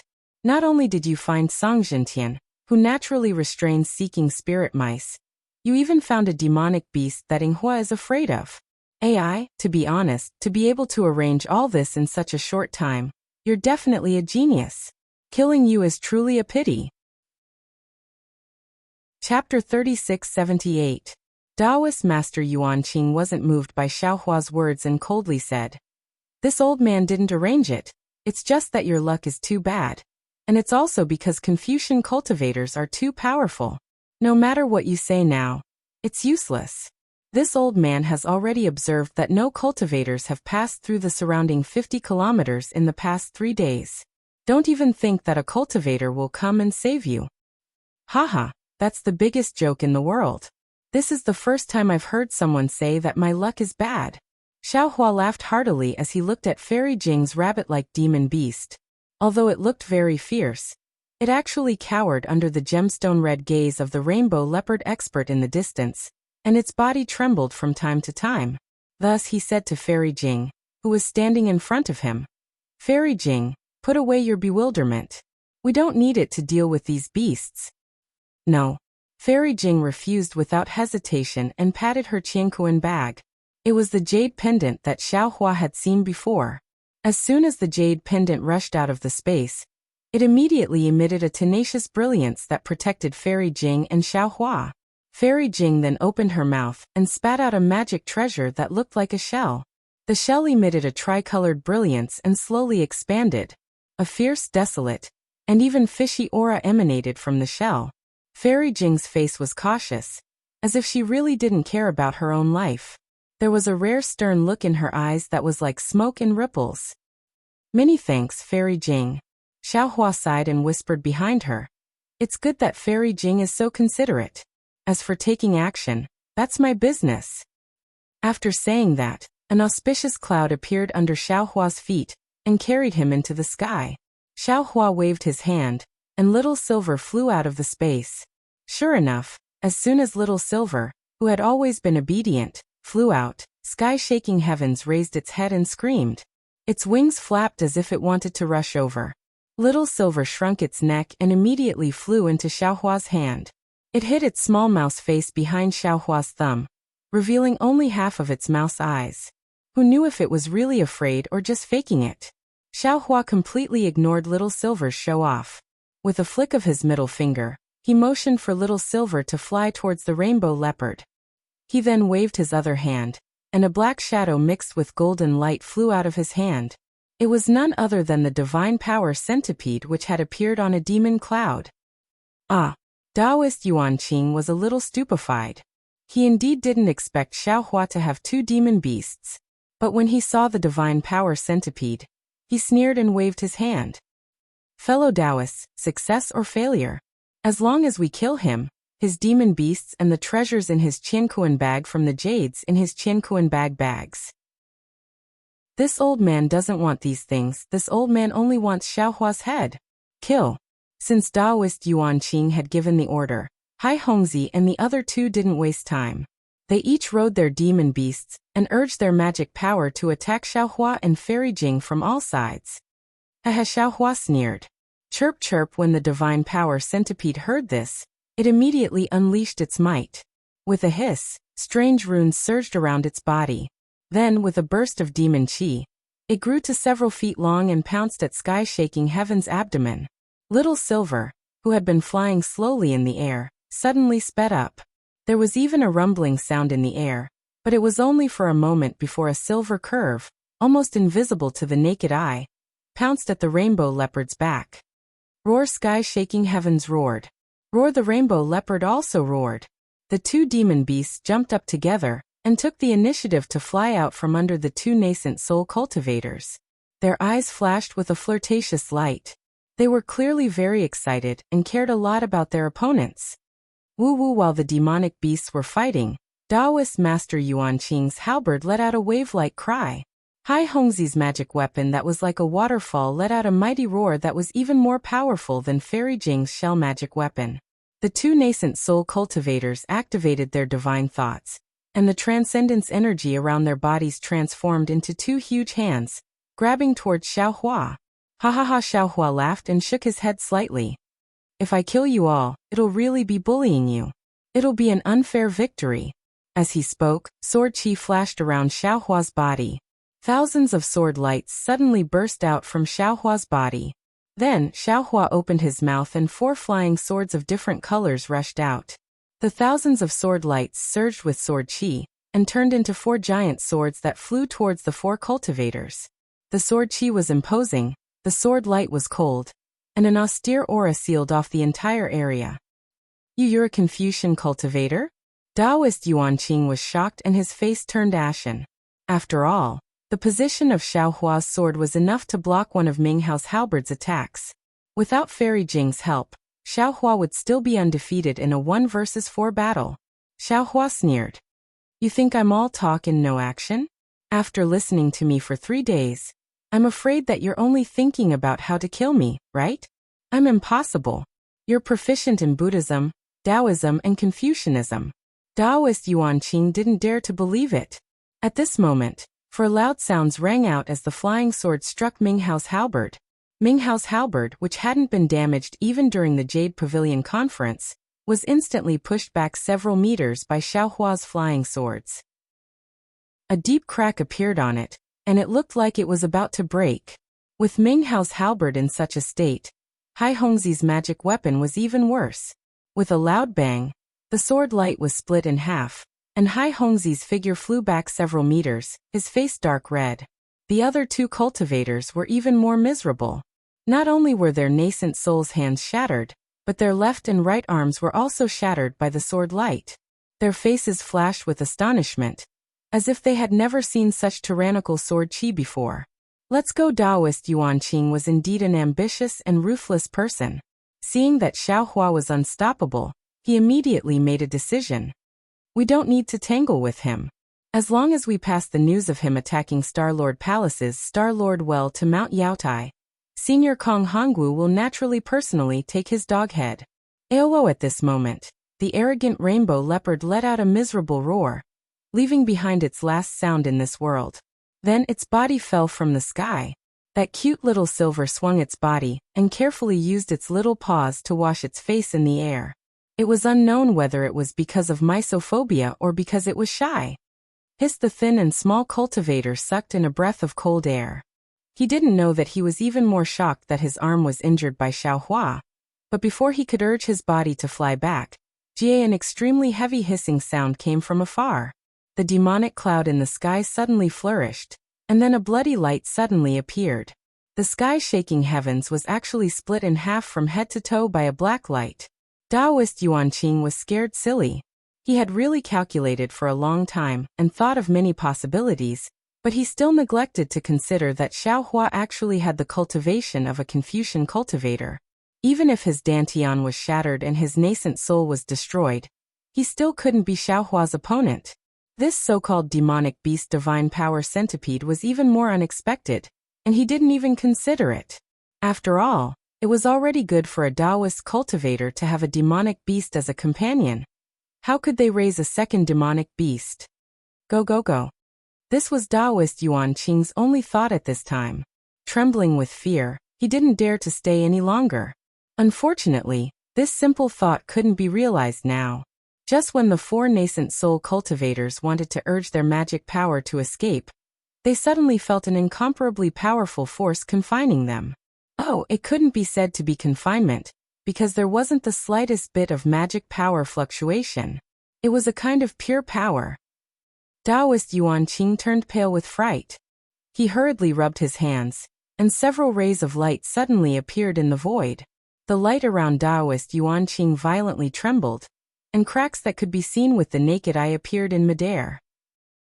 The hand of a nascent soul? When Hai Hongxi saw this, a familiar feeling spontaneously arose, and he couldn't help but involuntarily cry out, "You! How can your divine sense? How can it be so strong?"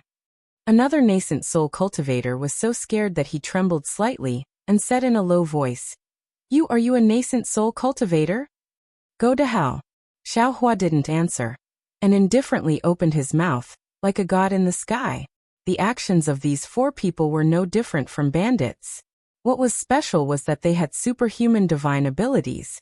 If they were left in the world, they would only be able to kill more Taoist cultivators. Following Xiao Hua's words, the four divine senses were like hammers, rushing down, and a rumbling sound rang out in the air. Falling stone array. Fairy Jing had already put away her magic treasure, and when she heard the familiar whistling sound, she couldn't help but think of the huge falling stone that made her tremble with fear. Facing this divine sense hammer that was comparable to falling stars, the four nascent soul cultivators' faces were ashen.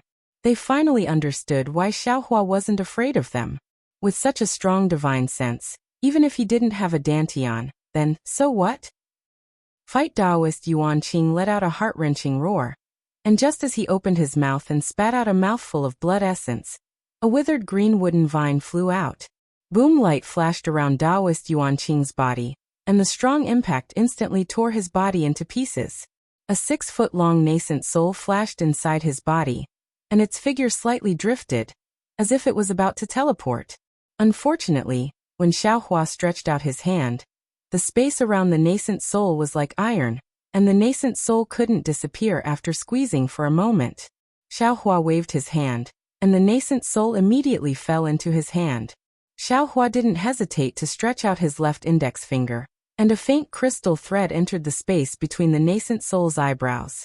After a moment, several dark green lights flashed between Xiaohua's eyebrows, and strands of ghost-like light once again fell between the nascent soul's eyebrows. After that, there was nothing after that.